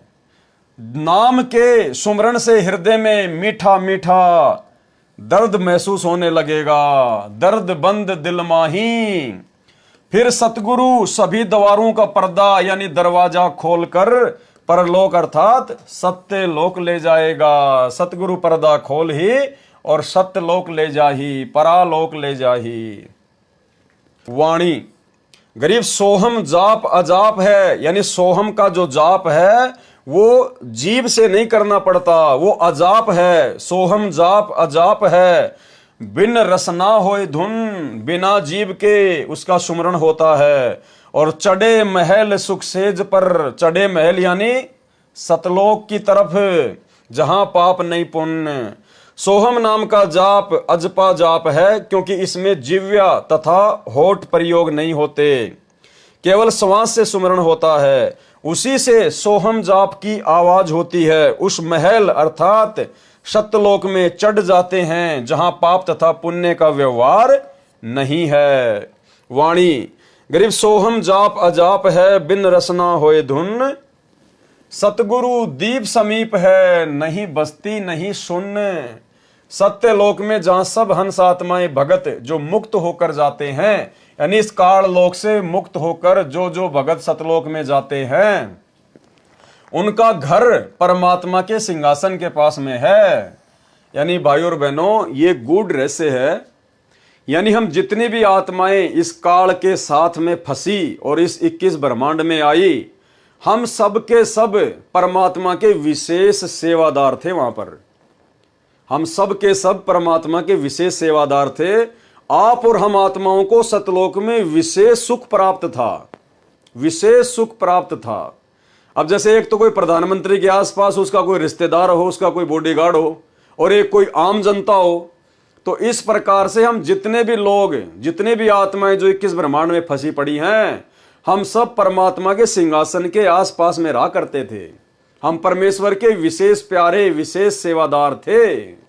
वैसे तो सारे प्यारे हैं परमात्मा के, लेकिन कुछ खास भी होते हैं भाई। तो हम परमेश्वर के वो विशेष थे, क्योंकि जब जीव को ज्यादा सुख हो जाता ना, फिर वो उसकी वैल्यू नहीं समझ पाता है। तो हमने वहां पर इतने सुख थे, इतने ठाठ बाट थे, परमात्मा के सिंहासन के आसपास हम रहा करते थे। मिनट मिनट में परमात्मा के दर्शन करना, मिनट मिनट में परमात्मा से आशीर्वाद लेना। जिस प्रकार सतलोक आश्रम बरवाड़ा में जो गुरुदेव भगवान के आसपास रहा करते थे तो वो भी भगत ही, और वो भी भगत थे जो बेचारे पंडाल में चुपचाप जो है वो बैठा रहा करते थे। अब परमात्मा की दृष्टि में तो दोनों बराबर थे, लेकिन ज्यादा सुखी, ज्यादा परमात्मा के प्यारे लोग फिर किसको मानते हैं? जो गुरु जी के पास में रहते थे, गुरु जी के पीछे बंदूकें लेके चलते थे, गुरु जी पे चवर करते थे, बार बार गुरु जी से आशीर्वाद लिया करते थे। तो एक समय एक बिहार से एक माई थी, बूढ़ी बैठी थी बेचारी, पंडाल में माला कर रही थी अपनी बैठी बैठी, आशीर्वाद के लिए लाइन लगी तो वो भी लग गई। अब भगतों की तो होती है, अब गुरु जी के आसपास जो भगत रहते थे, गुरु जी के साथ में चलते थे, कोई बंदूक लेके चल रहा है, कोई चवर कर रहा है, कोई क्या कर रहा है। तो उस माई ने जाकर गुरु जी से कहा, जब माई का नंबर आया आशीर्वाद लेने का, तो सतगुरु रामपाल जी परमेश्वर जी से सतलोक आश्रम बरवाड़ा में उस माई ने कहा कि गुरु जी, बोले हाँ माई, बोला गुरु जी सबसे पहले तो यही भगत पार होंगे जो आपके आसपास रहते हैं, दिन में 20 बार आपसे प्रसाद लेते हैं, 50 बार आप इनको आशीर्वाद देते हो, 24 घंटे आपके साथ में रहते हैं। गुरु जी सबसे पहले तो यही पार होंगे, यही जाएंगे सतलोक। अब माई ने तो जैसा ज्ञान था वैसा कह दिया। तो गुरु जी ने कहा कि माई एक बात बता। बोला जी गुरु जी बताइए। बोला डॉक्टर के सबसे नजदीक कौन सा मरीज रहता है, यानी डॉक्टर सबसे ज्यादा किस मरीज की देखभाल करता है, बार बार किस मरीज को समझाता है। बोला गुरुजी डॉक्टर तो बार बार फटाफट उसी मरीज के पास जाएगा जो ज्यादा सीरियस हो, ज्यादा जो बीमार हो, सीरियस हालत हो, जो कोमा में हो। तो गुरुजी ने कहा कि बेटी ये जितने भी मेरे आसपास घूमते तुम्हारे को बहुत बड़े भगत नजर आ रहे हैं ना, ये बॉडीगार्ड, ये सेवादार, ये सारे के सारे ये कोमा में है, कोमा में ये भयंकर रूप से बीमार हैं। अगर मैं इनको अपने आसपास ना रखूं, ये सेवा ना दूं, तो काल इनको कब का उठा के ले जाए। तो माई की बात समझ में आ गई और गुरुजी ने कहा कि बैठ के अपनी माला कर ले, इस चक्कर में मत पड़ना कि कौन भगत बड़ा है और कौन भगत छोटा है। तो इसी प्रकार हैं तो सारे परमात्मा के प्यारे ही सतलोक में, लेकिन यहां परमात्मा क्या कह रहे हैं, सतलोक में जहां सब हंस आत्माएं भगत जो मुक्त होकर जाते हैं, उनका घर कहां है? परमात्मा के सिंहासन के पास में है। इसलिए गुरुजी हमें बार बार कहते हैं कि तुम्हारा सौभाग्य, तुम्हारी जो किस्मत है वो ब्रह्मा विष्णु महेश के पता नहीं कितना गुना ऊपर है। ब्रह्मा विष्णु महेश की किस्मत तो तुम्हारे पासिंग भी नहीं है। यानी आज हम निकम्मों का नंबर आ गया, जो परमात्मा के सारे ठाट बाट को छोड़कर इस काल के चक्कर में फंस गए थे कि ना जाने यहां से भी ज्यादा सुख देगा हमें वहां पर, यहां गधा कुत्ता बना के गोबर खिला दिया। फिर तो परमात्मा के सिंहासन के पास है, उनका दीप सतलोक में ही भिन्न है। जैसे राजा का महल अलग होता है, परंतु सभी को जैसे सूर्य के दर्शन होते हैं और अपने साथ ही रहता नजर आता है, ऐसे परमात्मा प्रत्येक सतलोकवासी को महसूस होता है। तो भाइयों और बहनों, इसलिए परमात्मा यहां आकर इतना दुख उठाते हैं, क्योंकि हम परमात्मा के विशेष लाडले हैं, विशेष प्यारे हैं, जो सतलोक में उनके आसपास रहा करते थे। और जब जीव को ज्यादा सुख हो जाता ना, वही भ्रमित हो जाता है। तो सतलोक में जो दूर दूर के द्वीप में जो भाई बहन हमारे जो रह रहे थे, वो भ्रमित नहीं हुए, लेकिन हम कुछ ज्यादा ही सुखी थे वहां पर। हम परमात्मा के ज्यादा ही लाडले थे, ज्यादा ही प्यारे थे, इसीलिए परमात्मा हमारे लिए यहां आकर इतना दुखी हो रहा है। तो अब हमने इस बात को समझना चाहिए, जब हमारा बाप सतलोक का सुख छोड़कर और यहां भटक रहा है आप और हमारे लिए, तो फिर हमने तो यहां के दुखों को छोड़ने में देरी करनी नहीं चाहिए। सतलोक में जहां सब हंस आत्माएं यानी भगत जो मुक्त होकर चले जाते हैं, उनका घर कहां है? परमात्मा के सिंहासन के पास में है। उनका दीप सतलोक में ही भिन्न है। जैसे राजा का महल अलग होता है, परंतु सभी को जैसे सूर्य के दर्शन होते हैं और अपने साथ ही रहता नजर आता है, ऐसे परमात्मा प्रत्येक सतलोकवासी को महसूस होता है। वाणी। गरीब सुन्न बस्ती से रहित है, मूल मंत्र मन माही, और जहां हम सतगुरु ले गया, अगम भूमि सत ठाही। मूल मंत्र अर्थात सार नाम को मन में रख लगाकर जाप करने से उस स्थान पर चले जाते हैं। जो सतलोक सब सुनू से बनी बस्ती अर्थात लोकों से रहित है, अर्थात न्यारा है, जहां पर हमें सतगुरु लेकर गया। गरीबदास जी कह रहे हैं हमें कौन लेकर गया? सतगुरु। तो हमें कौन लेकर जाएगा? सतगुरु, ना कि ये कागज की फोटो। वह भूमि अगम अर्थात वह लोक आगे वाला है। सत ठाही यानी सच्चा स्थान, ठाही यानी स्थान, सत ठाही सत्य लोक है। वाणी। गरीब मूल मंत्र निज नाम है, सुरती सिंधु के तीर, और गैबी बाणी अरस में सुर नर धरे न धीर। मूल मंत्र जो सार नाम है उसका जाप सुरती नृत्य से किया जाता है। गरीब मूल मंत्र निज सार है यानी वो वास्तविक नाम है मूल मंत्र, और सुरती सिंधु के तीर यानी सुरती और नृत्य से उसका जाप किया जाता है, बड़े ध्यान से उसका जाप किया जाता है। और गैबी बाणी अरस में जब हम ऊपर जाएंगे तो वहां पर बहुत सारी गैबी बाणी यानी ऐसी ऐसी भयंकर गुप्त आवाजें आएंगी। और सुर नर धरे न धीर, सुर यानी देवता, नर यानी इंसान, ये वहां पर डामाडोल हो जाते हैं। जब ऊपर जाएंगे ना तो गुरुजी ने बताया काल का इतना भयंकर षड्यंत्र है, वो ऐसी ऐसी भयंकर गैबी बाणी यानी गुप्त आवाजें निकालेगा, बिजली जैसी कड़केंगी, भयंकर भयंकर आवाजें होंगी जैसे बादल गरजते हैं। तो ये छोटे मोटे संत ऋषि महात्मा जिनको सतगुरु प्राप्त नहीं होता है, जो कोई तप करके ओम नाम की कमाई करके मनमुखी रूप से जो ऊपर जाते हैं, कहते वो उन आवाजों को सुन के डगमग हो जाते हैं, उनके कालजे फट जाते हैं, वो वापस भग लेते हैं वहां से। गरीब मूल मंत्र निज सार है, सुरती सिंधु के तीर, और गैबी बाणी अरस में सुर नर धरे न धीर। और उस समय में हमने क्या करना है? हमने अपने सार नाम के जाप को निरंतर चालू रखना होता है सुरती नृत्य से। सरलार्थ, मूल मंत्र जो सार नाम है उसका जाप सुरती नृत्य से किया जाता है। सुरती यानी सूक्ष्म दृष्टि, और सिंधु यानी सागर, तीर यानी किनारे। जैसे भव सागर है ऐसे ही सतलोक सागर है, उसके किनारे जाने के लिए सूक्ष्म ध्यान सुरती की आवश्यकता है। वो ऑटोमेटिक लगेगी हमारी, हमने टेंशन लेने की जरूरत नहीं है। गुरुजी जब हमें सार नाम देंगे तो हमें उसकी विधि बताएंगे, और जब हम उस लोक में जाएंगे जहां पर हम जाएंगे ऑटोमेटिक वो सुरती हमारी उस नाम पे ऑटोमेटिक लग जाएगी। हमें घबराने की जरूरत नहीं है, टेंशन लेने की जरूरत नहीं है। ये तो परमात्मा में समझ आ रहा है कि ऐसा ऐसा होता है। गरीबदास जी ने बताया कि मैं गया था भाई वहां पर तो ऐसा ऐसा है, यानी कोई ये सोचे कि हम तो बिना सतगुरु के ही सतलोक चले जाएंगे। तो गरीबदास जी कह रहे कि इस बहम में ना रहना, बहुत बड़ा बखेड़ा है काल का। लेकिन हमें टेंशन लेने की जरूरत नहीं है, चाहे कुछ भी हो, कुछ भी गरजे, कुछ भी बादल फटे, हमारे साथ परमात्मा रहेगा और उनका नाम हमारे साथ में रहेगा। अब जिस प्रकार आपको मान लीजिए, जिस प्रकार आपको दिल्ली से आपको नेपाल जाना है, किसमें जाओगे? बस में बैठ के जाओगे। अगर आपको पता है कि ये बस नेपाल की है, कन्फर्म है, और नेपाल की आपने टिकट कटवा रखी है और बस में अपनी सीट पर बैठ गए, तो फिर आपको टेंशन लेने की जरूरत नहीं है।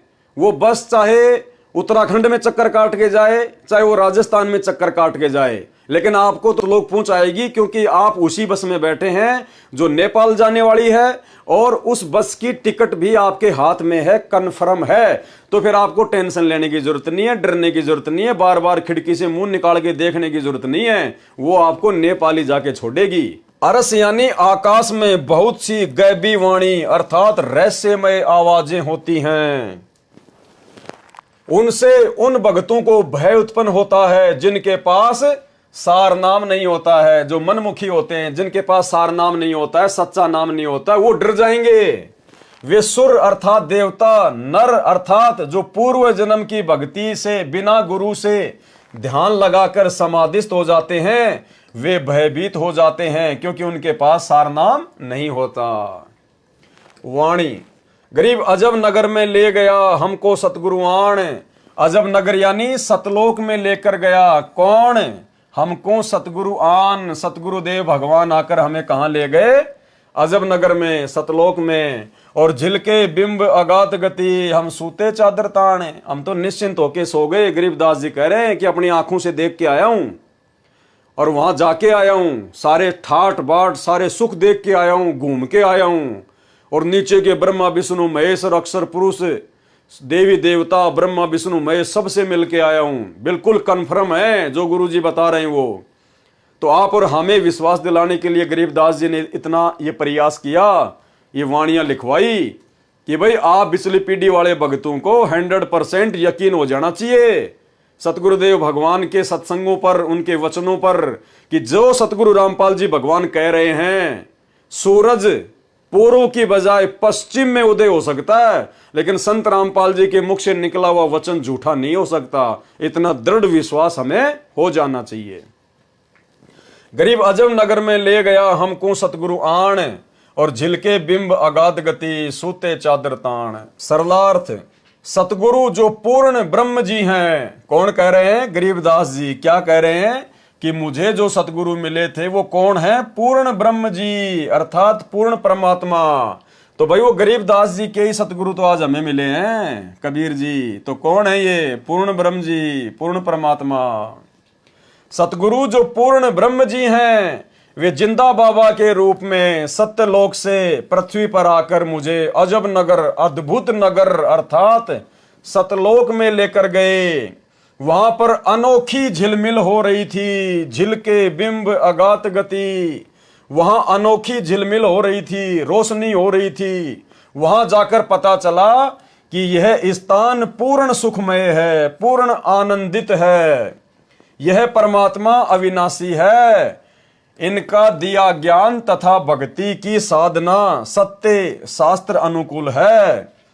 अब मुझे विश्वास हो गया कि मेरा कल्याण निश्चित है। सूते चादर तान, इसलिए सूते चादर तान अर्थात चादर तान कर सोने का भावार्थ है जिस व्यक्ति ने उस दिन का सारा काम समाप्त कर लिया हो, तो वह चादर ओढ़कर यानी कोई भी कपड़ा ओढ़कर सो रहा हो, तो अन्य व्यक्ति आकर कहे और पूछता है कि सारा कार्य कर लिया? लगता है कोई कार्य शेष नहीं रहा, इसीलिए तो चादर तान कर सो रहा है, रजाई ओढ़ कर सो रहा है। चादर तान कर सोना मतलब निश्चिंत होकर रहना। तो हमें विश्वास दिला रहे हैं गरीबदास जी महाराज कि मैं जो तुम्हें कह रहा हूं बिल्कुल कन्फर्म है। हम देखा सो साच है और सकल परपंच, और जो देखा वही गरीबदास जी ने वाणी में लिखवाया। तो हम भक्तों को बिना सतलोक देखे, और भाई और बहनों हम जितने भी साथ संगति से भाई बहन जुड़े हुए हैं, आप और हमें अच्छे से पता है, अंदर से पता है कि हमने कभी सौपन में भी नहीं सोचा कि हमारे गुरुजी हमें सतलोक के दर्शन जो है वो करवा कर लाएं। हम भक्तों ने कभी सौपन में भी नहीं सोचा कि हमारे गुरुजी संत रामपाल जी जब हमें सतलोक के दर्शन करवा कर लाएंगे सपने में या वैसे, तब हमें विश्वास होगा कि हां सतलोक है। नहीं, हमने तो कभी सपने में भी नहीं सोचा कि हमारे गुरुजी हमें सतलोक दिखाएंगे तब मानेंगे। हमने तो शुरू से ही अपने गुरुजी के वचनों पर यकीन कर लिया, विश्वास कर लिया। हम लोगों के इंटरव्यू देखते हैं कि गुरुजी रात में आए और मेरी आत्मा को सतलोक में ले गए, मुझे आम खिलाया, मुझे अमरूद खिलाया, मुझे वहां पर घुमाया, ब्रह्मा विष्णु महेश दिखाए, मुझे तपस्या दिखाई। ये तमाम प्रकार के इंटरव्यू देखने के बाद भी हम सत्सेवकों के मन में कभी नहीं आई कि गुरुजी हमें भी सतलोक दिखाएं। भाई और बहनों, इसीलिए तो परमात्मा कहते हैं कि गोता मारूं स्वर्ग में और जा बैठूं पाताल, और गरीब दास ढूंढता फिरूं अपने हीरे मोती लाल। साध संगति से जुड़े हुए भाई बहन वो हीरे मोती लाल हैं जिन्होंने अपने गुरुजी के वचन पर ही विश्वास कर लिया। गुरुजी ने कहा सत्य, और एक सत्संग में परमात्मा ने कहा कि सच्ची आत्माओं की यही पहचान होती है। जो उसके बाप ने बोल दिया उसने यकीन कर लिया। उदाहरण दिया गुरुदेव भगवान ने कि बाप अपने जवान बेटी का रिश्ता तय करके आता है और शाम को घर आकर बताता है कि लड़का ऐसा है, ऐसा ऐसा सुंदर है, ऐसा ऐसा उसके मकान है, ऐसी ऐसी उसके जमीन है, तो वो बेटी अपने बाप के मुंह से सुनकर ही यकीन कर लेती है। वो बेटी अपने बाप से ये नहीं कहती कि मुझे दिखा के लेके आ, क्योंकि उस बेटी को अपने बाप पे यकीन है कि मेरा बाप जो भी कुछ करेगा मेरे अच्छे भविष्य के लिए करेगा। वो बेटी कोई प्रश्न चिन्ह नहीं उठाती, कोई सवाल नहीं करती, कोई ऑब्जेक्शन नहीं करती, और उसको पक्का विश्वास होता है कि जैसा मेरे बाप ने कहा वैसा ही मुझे वहां का घर बार मिलेगा, मुझे मेरा होने वाला पति मिलेगा। तो भाइयों और बहनों, ये अच्छी आत्मा की पहचान बताई परमात्मा ने। तो ये केवल साध संगत से जुड़े हुए भाई बहन हैं, जिन्होंने कभी सौपन में भी ये नहीं सोचा, कभी भी ये जिद नहीं करी कि गुरुजी हमें भी सतलोक दिखा कर लाएं। अरे हमारे बाप सतलोक से तो आए, ये सतलोक के तो राजा हैं, सतलोक के शहंशाह हैं, और ये तो सतवादी है, झूठ तो इनके आसपास भी नहीं है। सतवादी के चरणों की मैं सिर पर डारूं धूर, और 84 निश्चय मिटे पहुंचूं तख्त हजूर। अगर हम अपने बाप पर ही शंका करेंगे तो लाख जन्म भी सतलोक नहीं जा पाएंगे। तो आप और हम वो आत्मा हैं जिन्होंने सतगुरु के वचन पर विश्वास किया, और उसका ये परिणाम मिला, उसका ये फल मिला कि सतगुरु ने हमें सतलोक जाने के ट्रेनिंग सेंटर साध संगति से जोड़ दिया। वाणी गरीब अगम अनाहद दीप है, अगम अनाहद यानी आगे के लोगों के आगे वो दीप है, सतलोक है। अगम अनाहद लोक, अगम अनाहद गवन है, अगम अनाहद मोख। यानी भाई और बहनों, ये जो वाणियां हैं, ये जो शब्द हैं, ये कई बार जब हम इनको रिपीट करेंगे, पढ़ेंगे, तब जाके इनका सरलार्थ हमारे समझ में आएगा। तो अगर किसी भाई बहन को अगर एक बार में इनका ये सरलार्थ अगर समझ में नहीं आता है, अगम अनाहद दीप है, अगम अनाहद लोक, अगम अनाहद गवन है, अगम अनाहद मोख, यानी मुझ पवनदास को ही नहीं आ रहा। इसीलिए तो परमात्मा अंतर्यामी ने इसका सरलार्थ किया है। अगर गुरुदेव भगवान के द्वारा किए गए सरलार्थ को भी यदि हम 20% भी समझ लेंगे, 100% किए हुए सरलार्थ को यदि 20% भी समझ लेंगे ना, तो भी हमारी मानता है, क्योंकि ये बहुत गूढ़ रहस्य युक्त वाणियां हैं। ये ना सोचना कि पवनदास को तो सारी याद हैं, पवनदास को याद नहीं है। पवनदास तो परमात्मा के द्वारा जो सरलार्थ किया गया है, और जितना परमात्मा ने मुझे बुद्धि बख्शी है, थोड़ा बहुत मैं तो उसी आधार से आप लोगों को बता रहा हूं, समझा रहा हूं, साथ संगति हो रही है। तो कोई ये ना सोचे कि यार मेरी समझ में नहीं आ रहा, तुम दिमाग पे ज्यादा टेंशन नहीं लेना, ज्यादा जोर मत डालना दिमाग पे। ये वाणी समझ में आए ना आए, इनका सरलार्थ हमारे को पूरा का पूरा समझ में आए ना आए, इस बात से कोई फर्क नहीं पड़ता। ये स्वयं सिद्ध वाणियां हैं। जैसे कोई व्यक्ति किसी से जादू जंत्र मंत्र करवाता है, और वो व्यक्ति उसको एक ताबीज दे देता है, और वो ताबीज को यहां पर बांध लेता है। अब वो ताबीज को बार बार देखने की जरूरत नहीं है, उसको खोलने की जरूरत नहीं है, उसने जंत्र मंत्र डाल के उस ताबीज में डाल रखा है, बस हमने केवल बांध के रखना है, वो ताबीज अपना काम पूरा करेगा। हालांकि हमने नहीं बांधना, हम तो इन पाखंड से दूर हैं। एग्जाम्पल दिया जा रहा है, कहने का मतलब है वो जो ताबीज उसको दिया जाता है वो स्वयं सिद्ध करके दिया जाता है। तो ये वाणियां परमात्मा की स्वयं सिद्ध हैं, भले हमें पूरी की पूरी समझ में नहीं आ रही, लेकिन ये पूरा काम अपना अवश्य करती हैं जब हम इनका पाठ करते हैं। अब जैसे किसी को सर्प डस जाता था, अब उसको एक गारडू होता था, विष उतारने का वो मंत्र सिद्ध कर लेता था। ये धात्मिक जो विज्ञान है ये सबसे उत्तम है। अभी तक आपने देखा होगा कोई झाड़े झूड़े ला दिन छोटा मोटा बुखार उतार देते हैं, तो ये इस तरह की क्रियाएं हैं, लेकिन ये भक्ति ये तो एक अंश मात्र है। और भक्ति जब सत्य साधना आपको मिल जाएगी, किसी चीज़ की जरूरत नहीं पड़ा अपने, ना झाड़ियाँ की, इस परमात्मा की भक्ति में सारी शक्ति है, सारा कुछ अध्यात्म मार्ग इसमें है। अब जैसे किसी ने कोई मंत्र सिद्ध कर लिया, आपका मंगलाचरण है जो हम आपको देते हैं, सबसे पहले इसको बोला जाता है। ये मंगलाचरण सब मंत्रों का मूल मंत्र है, चाहे किसी झाड़े ला लो, लेकिन आप झाड़ा मत लगाना। इस मंत्र को जाप करने से आपके आसपास कुछ भी नहीं रहेगा, और फिर आपका मंत्र जो दूसरा दे रखा है वो करते रहे। तो कहने का भाव ये है कि इस दास ने इस अध्यात्म मार्ग का बिटर एक्सपीरियंस हुआ। और पहले परमात्मा ने सन 1988 से 1994 तक 6-7 वर्ष इन सभी संतों महंतों महात्माओं की जानकारी दिवाई, के सत्संग सुना, इनकी क्रियाएं देखी। तो सुनने को मिला कि गरीबदास जी संत था। उसने गरीबदास जी के ग्रंथ में एक शब्द है, घट ही अंदर गारड़ू धोखे मर गईया, सार शब्द चीन्या नहीं और कोई भेद ना लैया। ये 5-7 लाइन है। उसने उसको सिद्ध कर लिया 1000 बार 2000 बार पढ़ के। तो उसमें शक्ति आ गई कि सर्प किसे न डस जा, वो मंत्र बोल देता, मन मन में बुदबुदा देता, उसका जहर उतर जाता, जीवित हो जाता था। वो उसी से प्रभु पा के गया, संत को आ गया। और हम इस वाणी ने रोज पढ़ना तो या आत्मा के सारे जहर तार देगी। जैसे गारडू अपना मंत्र बोलता है और जिसको सर्प डस गया, मूर्छित पड़ा है, वो ना उस मंत्र को सुन रहा है ना समझ रहा है, लेकिन वो मंत्र अपना काम कर रहा है। उसने उस विष को उतार दिया।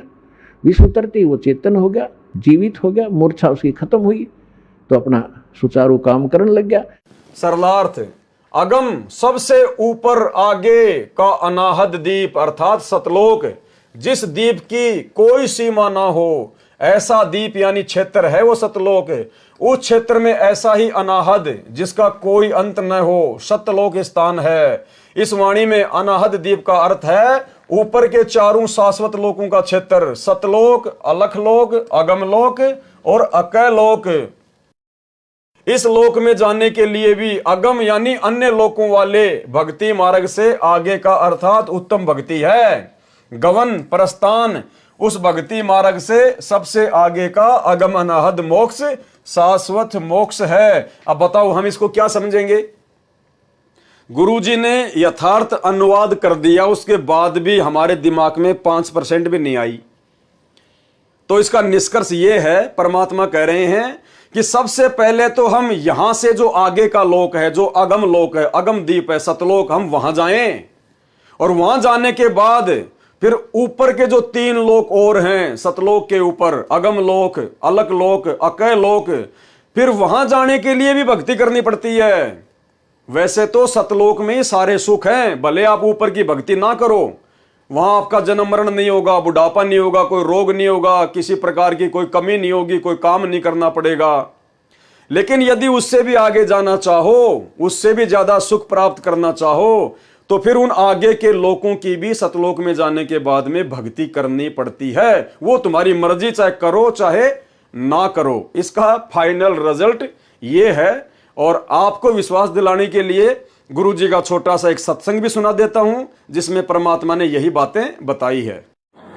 सतलोक में जाकर सुरता संकट कट जा सारे, अलख लोक और अगम लोक के, यानी सतलोक में जाकर के फिर अलख अगम लोक को और सतनामी को हम वहां जाकर के प्राप्त करेंगे। वहां अलग से वहां भक्ति, हम चाहेंगे ऊपर जाना तो वहां भक्ति करेंगे, नहीं तो सतलोक में। जैसे हम इस लोक ने छोड़कर जी को ना, और ये तो छुट्टे भी गा, तो वहां तो इतना आनंद हो जाएगा। वो आपकी इच्छा के ऊपर चलना या ना चलना, सतलोक तक जाने के बाद कोई कष्ट नहीं है, फिर पुनर्जन्म नहीं है। अनामी लोक में जाने के बाद फिर वहां आत्मा और परमात्मा एक हो जाते हैं, आत्मा परमात्मा में समा जाती है। लेकिन सतलोक, अलखलोक और अगम लोक में वहां आत्मा और परमात्मा का अलग अस्तित्व है। वाणी गरीब सतगुरु पारस रूप है और हमरी लोहा जात, और पलक बीच कंचन करे पलटे पिंड रुगात। देखो कितनी सिंपल वाणी लग रही है ना हमारे को। गरीबदास जी कह रहे हैं कि जो सतगुरु मुझे मिले थे वो तो पारस जैसे हैं, पारस जैसे, जो अपना तत्व ज्ञान देकर मिनट में अपने भगत को चेंज कर देते हैं, उसकी काया पलट देते हैं। और हमारी लोहा जात, और हम जीव तो लोहा हैं उस पारस रूपी सतगुरु के आगे। पलक बीच कंचन करें, पलक बीच यानी आंख झपकने जितनी देर में वो परमात्मा सोना बना दे हमारी काया का, यानी अपने ज्ञान से हमारे विचारों को चेंज कर दे। पलटे पिंड और गात, जैसे पारस पत्थर लोहे से इस पर सोने पर लोहे को सुरग बना देता है। यहां पे शायद ये गलती हो गई होगी, जहां तक मुझे आइडिया है, यहां पे आना चाहिए स्वर्ण यानी सोना बना दे, क्योंकि पारस तो सोना बनाता है। वैसे तो पता नहीं, अब मालिक की मौज, हो सकता है जब मैनेजमेंट वालों ने इसको प्रिंट कराया तो हो सकता है उसमें यहाँ पर दिक्कत हो गई होगी, तो यहाँ पे होना चाहिए सोना। जैसे पारस पत्थर लोहे से स्पर्श होने पर लोहे को सोना बना देता है, जिस कारण से वह बहुमूल्य हो जाता है, इसी प्रकार हम तो लोहा जैसे जीव थे। यानी सतगुरु रामपाल जी परमात्मा के मिलने से पहले हम तो लोहे जैसे थे। लोहा भी जंग लगा हुआ, किसी काम का नहीं, खराब, 84 में जाने वाले थे हम तो। सतगुरु का ज्ञान, नाम तथा आशीर्वाद पारस जैसा है, जिसने हमारे को भगत रूपी सोना बना दिया, श्रवण बना दिया। किसने? पारस रूपी सतगुरु रामपाल जी परमेश्वर जी ने हमारा पिंडरुगात अर्थात शरीर ही पलट दिया, अर्थात बुराई छुड़वाकर सत्य भक्ति पर लगाकर जीव का उद्धार कर दिया। वाणी, गरीब हम तो लोहा कठिन है और सतगुरु बने लुहार। यानी हम तो बहुत ही ज्यादा जो है बिगड़े हुए जीव थे, बिल्कुल घटिया स्तर के जीव, और सतगुरु बने लुहार। सतगुरु भी एक नंबर का लुहार निकला, मार मार के थोड़े अपने तत्व ज्ञान के, मार मार के चोट, फिर गर्म किया, फिर थोड़े मारे, बार बार सृष्टि रचना सुनाई, बार बार ज्ञान सुनाया। गरीब हम तो लोहा कठिन है, सतगुरु बने लुहार, और जुगन जुगन के मोर्चे तोड़ गणे गड़सार।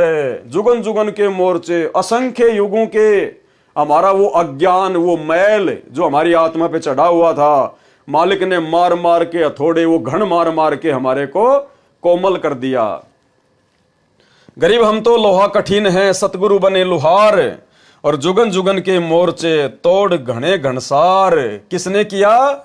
समर्थ सतगुरु रामपाल जी भगवान ने। इनके बिना कोई भी जीव की काया पलट नहीं कर सकता, अवगुणी जीव को सद्गुणों में तब्दील नहीं कर सकता। आप और हम कितने नीच थे, कितने घटिया थे, कितने बिगड़े हुए थे, कितनी गंदी सोच थी, कितनी घटिया मानसिकता थी, अपने स्वार्थ से ऊपर कुछ देखा ही नहीं करते थे। और आज देखो परमात्मा ने बिल्कुल सोना बना दिए, सोना। तो कौन कर सकता है भाई? ये केवल पारस रूपी सतगुरु कर सकता है, ये असली लोहार कर सकता है।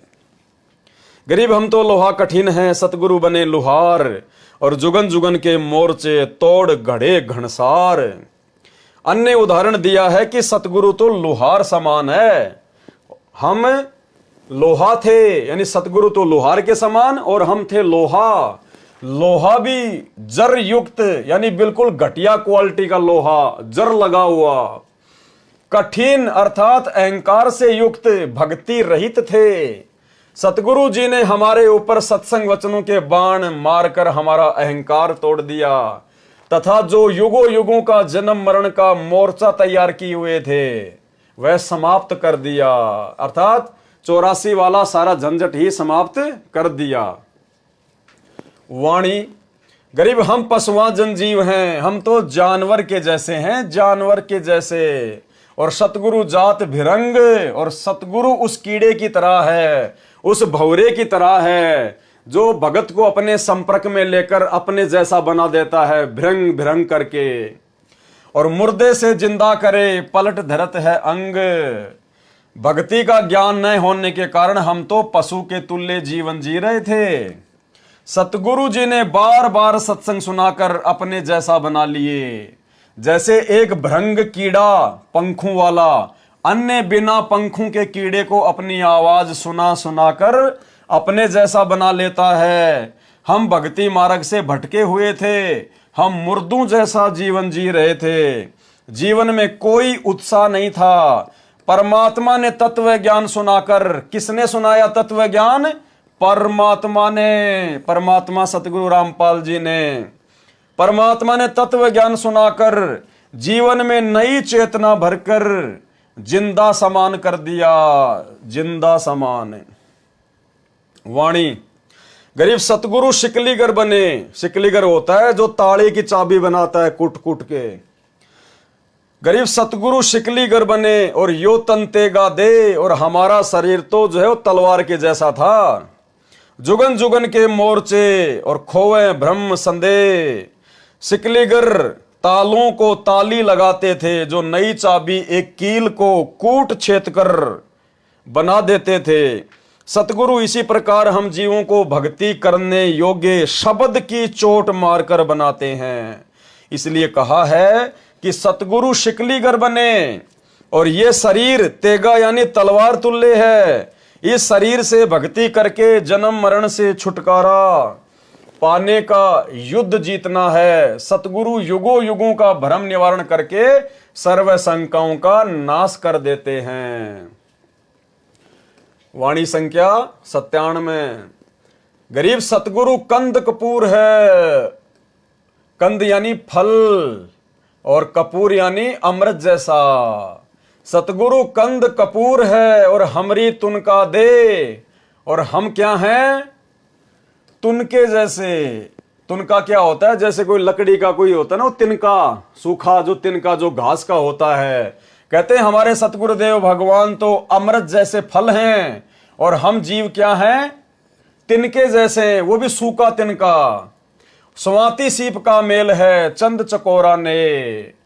सतगुरु जी तो अमृत फल तुल्य है, हमारा शरीर तो तिनके तुल्य है। जैसे स्वाति नक्षत्र की वर्षा की बूंद सीप के मुंह में गिरने से मोती बन जाता है, ऐसे सतगुरु जी ने हमारे अंतःकरण रूपी सीप में यानी हमारे हृदय में सत्य साधना रूपी स्वाति की बूंद डाली, यानी अपना तत्व ज्ञान डाला, अपना उपदेश डाला, वो मंत्र डाले।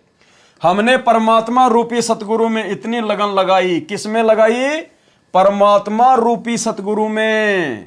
यानी ये स्वयं ही परमात्मा है जो सतगुरु का रोल कर रहे हैं। इसीलिए तो हमने इस फोटो को रिजेक्ट कर दिया, क्योंकि हमें परमात्मा रूपी सतगुरु की पहचान हो गई। हमने परमात्मा रूपी सतगुरु में इतनी लगन लगाई जैसे चकोर पक्षी चांद को देखने में लगाता है। गुरुदेव भगवान ने बताया कि एक चकोर नाम का पक्षी होता है जिसको चांद से बेहद लगाव होता है, बेहद प्रेम होता है। और वो चकोर नाम का पक्षी शाम के समय क्या करेगा? किसी ऐसे पेड़ पर बैठेगा जिसके ज्यादा टहनियां नहीं होती है, जिसके ज्यादा पत्ते नहीं होते हैं, सूखा पेड़ देखता है, ताकि मेरे और चांद के बीच में कोई डिस्टरबेंस ना हो। और जैसे चांद उगेगा एक टक उस पे नजर लगा लेगा, हटाएगा नहीं। और जैसे जैसे चांद ऊपर को आएगा वो बैठा बैठा उस पे नजर रखेगा, यूं यूं नजर रखेगा। चांद सीधा आएगा, वो चकोर पक्षी अपनी गर्दन यूं कर लेगा। चांद फिर यूं आएगा, वो पक्षी भी यूं देखेगा, यूं देखेगा।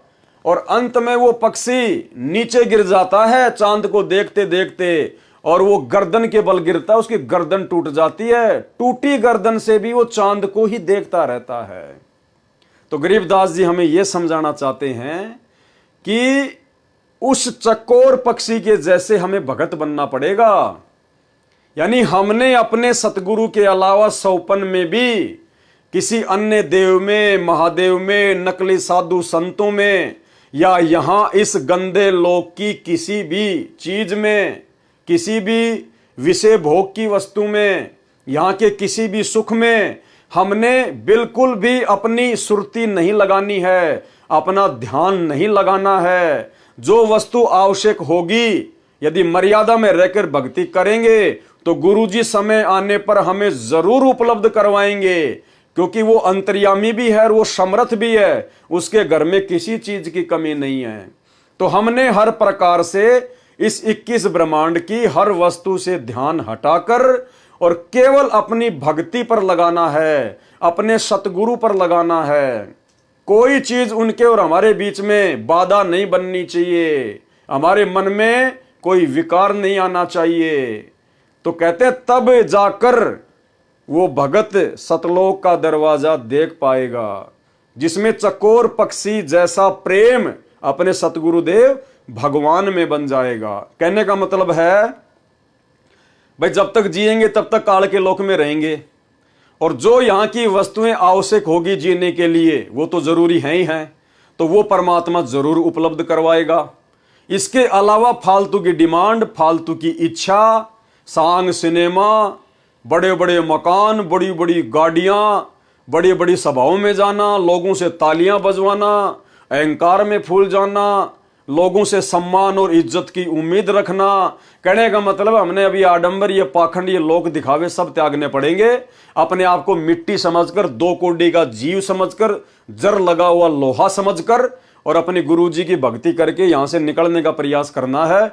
जो गुरुजी ने दीक्षा दे दी उन मंत्रों पर अपना ध्यान लगाना है। जो गुरुजी ने नियम बता दिए आजीवन उनको संघर्ष करते हुए निभाना है। ना किसी लोकलाज में फंसना, ना किसी के भय से डरना है, ना किसी को जबरदस्ती हमने दुखी करना। कोई दूसरा दुखी करे तो वो करता रहेगा, हमारा कुछ बिगाड़ नहीं पाएगा, क्योंकि हमारे सिर पर हमारे सतगुरुदेव भगवान बैठे हैं। और परमात्मा कहते हैं सिर पर साईं सत्य है, फिर तो को क्या भय रे। और परमात्मा कहते हैं उस भगत का कोई बाल बाका नहीं कर सकता, जिस साधु का बाल न बाका, जिस पे सतगुरु मेहरबान होते हैं। तो भाई और बहनों, साध संगति से जुड़े हुए हम सत्सेवक भाई बहन इस प्रोसीजर के बेहद निकट हैं, बेहद निकट। और हमने और इसमें आगे बढ़ना है, पूरे 100 नंबर पे पहुंचना है। तो ये कहना चाहते हैं गरीबदास जी महाराज जी कि आपने भी उस चकोर पक्षी की तरह अपने गुरुदेव सतगुरु रामपाल जी परमेश्वर जी में, जो कि स्वयं ही परमात्मा है, हमने परमात्मा रूपी सतगुरु में इतनी लगन लगाई, तो हमने भी अपने परमात्मा रूपी सतगुरु रामपाल जी परमेश्वर जी में, उनकी भक्ति में उतनी ही लगन लगानी है। हमने परमात्मा रूपी सतगुरु में इतनी लगन लगाई जैसे चकोर पक्षी चांद को देखने में लगाता है। एक टक रात्रि में उगते चांद को अस्त तक देखता रहता है, देखते देखते पेड़ से गिरकर गर्दन भी तुड़वा लेता है, परंतु नजर फिर भी चांद को देख रही होती है। ऐसी लगन परमात्मा में लगाकर मोक्ष प्राप्त किया। वाणी गरीब ऐसा सतगुरु से ये, यानी ऐसे सतगुरु की पूजा कीजिए। बेग उधारे हंस, जो हंस को यानी भगत को बहुत जल्दी सतलोक पहुंचा दे, उसका उद्धार कर दे।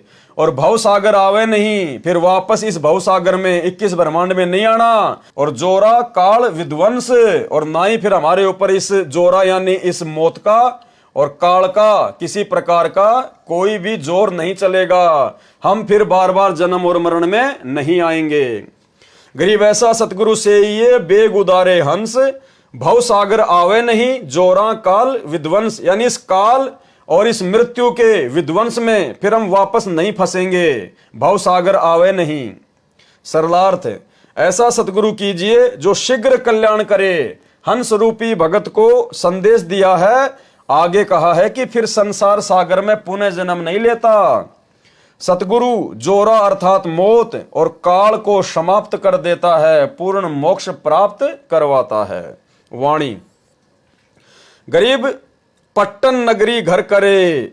पट्टन नगरी यानी सतलोक, कि अब भगत ने सतलोक में अपना निवास स्थान बना लेना चाहिए, अपना घर कर लेना चाहिए सतलोक में।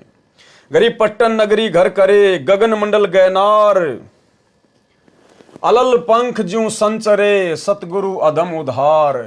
सरलार्थ सत्य साधना से उस पट्टन नगरी सतलोक में घर करें, निवास स्थान प्राप्त करता है, जो गगन मंडल में अर्थात पर्वत जैसा ऊंचा महल है। उद्धार करने के लिए सतगुरु अलल पक्षी की तरह सत्यलोक से चलकर आता है। यानी सतगुरु कैसे आता है? अलल पक्षी की तरह सतगुरु अपने भक्तों को लेने के लिए यहां आता है। वाणी गरीब अलल पंख अनुराग है और सुन मंडल रहे थीर, दास गरीब उधारिया, सतगुरु मिले कबीर। सरलार्थ जिस प्रकार अलल पक्षी का बच्चा पृथ्वी पर होता है, वह अपने परिवार तथा घर को नहीं भूलता जो ऊपर वायु में आकाश में होता है। दूसरी ओर उस बच्चे के माता पिता अलल पक्षी अपने बच्चे के लौटने की राह देखते रहते हैं और दिल में मिलने की मीठी मीठी हिलोद सी उठती रहती है, और अंत में वह बच्चा अपने परिवार में ऊपर चला जाता है। इसी प्रकार परमात्मा आपको सदा चाहता है कि मेरे बच्चे मेरे पास सतलोक में आ जाएं, सदा सुखी हो जाएं। हम सतगुरु के भगत अलल पंख के बच्चे की तरह परमात्मा को तथा अपने घर सत्यलोक को नहीं भूलेंगे, तो एक दिन हम सतलोक चले जाएंगे। संत गरीबदास जी ने कहा है कि मेरा उद्धार भी इसी विधि से हुआ है। मुझे सतगुरु कबीर जी ही मिले। कौन मिले? सतगुरु कबीर जी मिले। तो भाई हमें कौन मिला फिर आज? वही सतगुरु कबीर जी मिला है। इसलिए हमने इस कागज की फोटो को सतगुरु मानना छोड़ दिया है। तो भाई और बहनों, आज के वीडियो में केवल इतना ही। कल रात्रि 9 बजे जो वीडियो लाइव चलेगा उसमें फिर हम आगे से शुरू करेंगे, जो कि साहेब कबीर जी की वाणी गुरुदेव के अंग से शुरू होगा। तो भाई और बहनों, बहुत बड़ी दया है, बहुत बड़ी मेहर है परमात्मा की।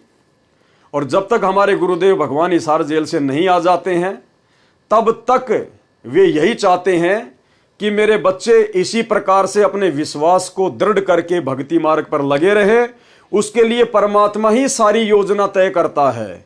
ये परमात्मा की योजना के तहत ही ये भक्ति बोध पुस्तक का सरलार्थ किया जा रहा है। सरलार्थ के ऊपर वीडियो बनाए जा रहे हैं ताकि हम भक्तों का जी लगा रहे, हमारा मन परमात्मा के चरणों में लगा रहे।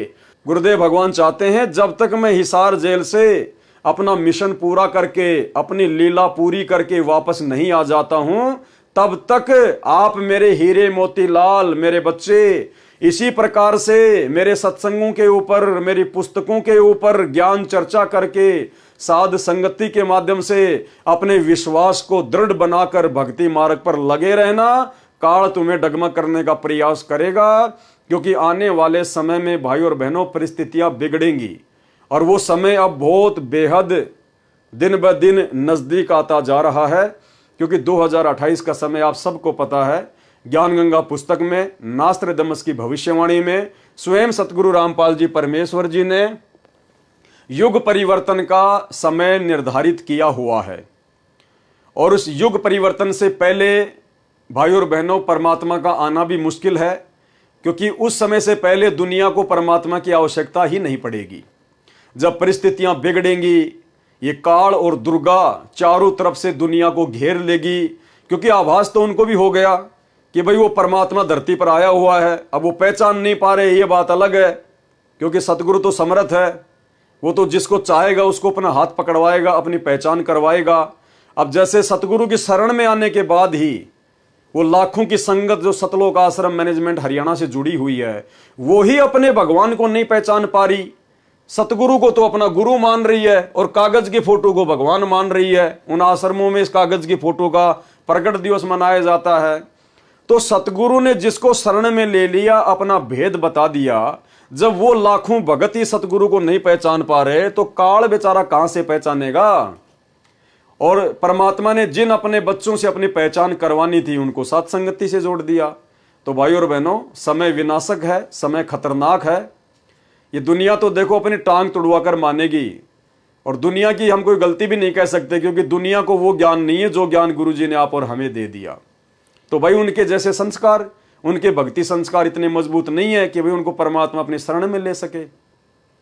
तो कहने का मतलब है उस 8.5 अरब की जनसंख्या वाली दुनिया से और सतगुरु रामपाल जी परमेश्वर जी ने जिन लाखों को, करोड़ों को अपनी शरण में ले लिया, उन भक्तों में से सबसे विशेष आत्माएं, सबसे अच्छी आत्माएं परमात्मा ने साध संगति से जोड़ रखी है।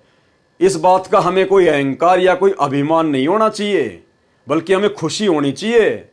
और यह बात पता होने के बाद हमने उन सबसे ज्यादा मर्यादाओं पर ध्यान देना है कि ये परमात्मा, आपने जब इतनी बड़ी दया कर दी तो मुझ नीच ने भी आपके प्रत्येक वचन पर पूरी दृढ़ता के साथ में चलना है, खरा उतरना है।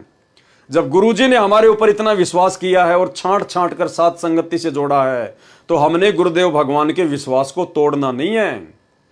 जैसे हमारे गुरुदेव हैं और जैसा गुरुदेव भगवान आप और हमें भगत बनाना चाहते हैं, विनम्र, आधीन, प्रेमी, सच्चे मुच्चे, उसी प्रकार से भाई और बहनों हमने भगत बनना चाहिए। हमने कोशिश शुरू कर देनी चाहिए। और ये मौका आप और हमारे पास केवल उस समय तक है भगत बनने का, जब तक गुरुजी हिसार जेल से लीला समाप्त करके बाहर नहीं आ जाते हैं। देखो उसके बाद तो पूरी दुनिया ही भगत नजर आएगी, ध्यान रखना।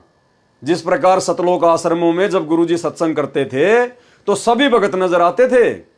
जिसके भी गले में लॉकेट दिख जाता, सत्साई भगत जी, सत्साई भगत जी, झुक के प्रणाम करना, आदर देना, सम्मान देना, हंस के बात करना कि भाई भगत क्या, ये तो बिल्कुल गजब का घोड़ा है, बिल्कुल भाई ये तो मतलब धन्ना जी बन गया। और जैसे बरवाला कांड हुआ और पता चला कि वहां सात संगति हो रही है, वो ही भगत लेके लठ जो आश्रमों में सत्साई भगत जी, सत्साई भगत जी लेके लठ अपने भगत भाइयों को मारने आ रहा है। तो भाई और बहनों, भगतों की अभगतों की पहचान तो अब हो रही है। तो अब हमने वो भगत बनना है जैसा भगत बनाने के लिए गुरुजी सतलोक से आए हैं। और ये मौका दे दिया गुरुजी ने हमें साथ संगति से जोड़ के। और अब भी यदि हम नहीं समझेंगे, और थोड़ा बहुत जीवन हमारा, किसी का 20 साल, किसी के 25 साल, किसी का 30 साल, इतना ही है, क्योंकि 60-70 साल की तो उम्र ही है इंसान की अब। और 30-40-50 साल के हम हो गए, और ज्यादा से ज्यादा 20-25 साल जी लेंगे, इससे ज्यादा जीवन नहीं है। चलो 100 वर्ष मान लो कि भाई मैं 100 साल जीऊंगा। पहली बात तो ज्यादा जीवन जीने की इच्छा रखने वाला महामूर्ख भगत है। ये ज्ञान लेने के बाद तो ये होना चाहिए कि परमात्मा आज ही आ जाओ और आज ही ले चलो, क्योंकि बाकी तो परमात्मा संभालेगा बच्चों को, जो पूरी दुनिया संभाल रहा है। और भगत के बच्चों को तो परमात्मा विशेष तौर पर संभालेगा, अपने हाथों में रखेगा, परमात्मा गारंटी देता है। तो उसके बाद हमारी तो परमात्मा की वाणी के अनुसार पूरी इच्छा हो जानी चाहिए कि जीवन तो थोड़ा ही भला, जस सत्य सुमरण होए, और लाख बरस का जीवना लेख धरे न कोई। तो भाई और बहनों, हमने तो इस कदर तैयार रहना है कि जैसे अगर आज गुरुजी आ जाएं अचानक कि चल बेटा सतलोक, तो भले पैर में चप्पल नहीं है, चप्पल भी पहनने की नहीं सोचनी, तन पे कपड़े हैं या नहीं हैं, पीछे बेटा बीमार है, बेटी बीमार है, या कोई काम बिगड़ रहा है, कोई मकान का काम चल रहा है, कुछ नहीं देखना, पीछे मुड़ के नहीं देखना। जब गुरुजी सामने खड़े विमान लेके और कह रहे हैं कि बेटा आ जा, तो नंगे पैर दौड़ के जहाज में बैठ जा। इस कदर हमने तैयार रहना है, तभी बात बनेगी भाई और बहनों। तो आज के यथार्थ भक्ति बोध के सरलार्थ में केवल इतना ही। कल रात्रि 9 बजे अगले वीडियो में गुरुदेव भगवान के आशीर्वाद से फिर हाजिर होंगे। और यदि आप नए जुड़े हैं इस वीडियो में, तो भाई और बहनों, जब तक आप पहले के 4-5 वीडियो नहीं देखोगे, जिनके लिंक ऊपर टाइटल में दिए हुए हैं, तब तक आपको ये बातें समझ में नहीं आएंगी। तो कल फिर मिलेंगे परमात्मा के आशीर्वाद से। गुरुदेव भगवान से आशीर्वाद लेते हैं, इजाजत लेते हैं। बंदी छोड़ सतगुरु रामपाल जी परमेश्वर जी की जय हो।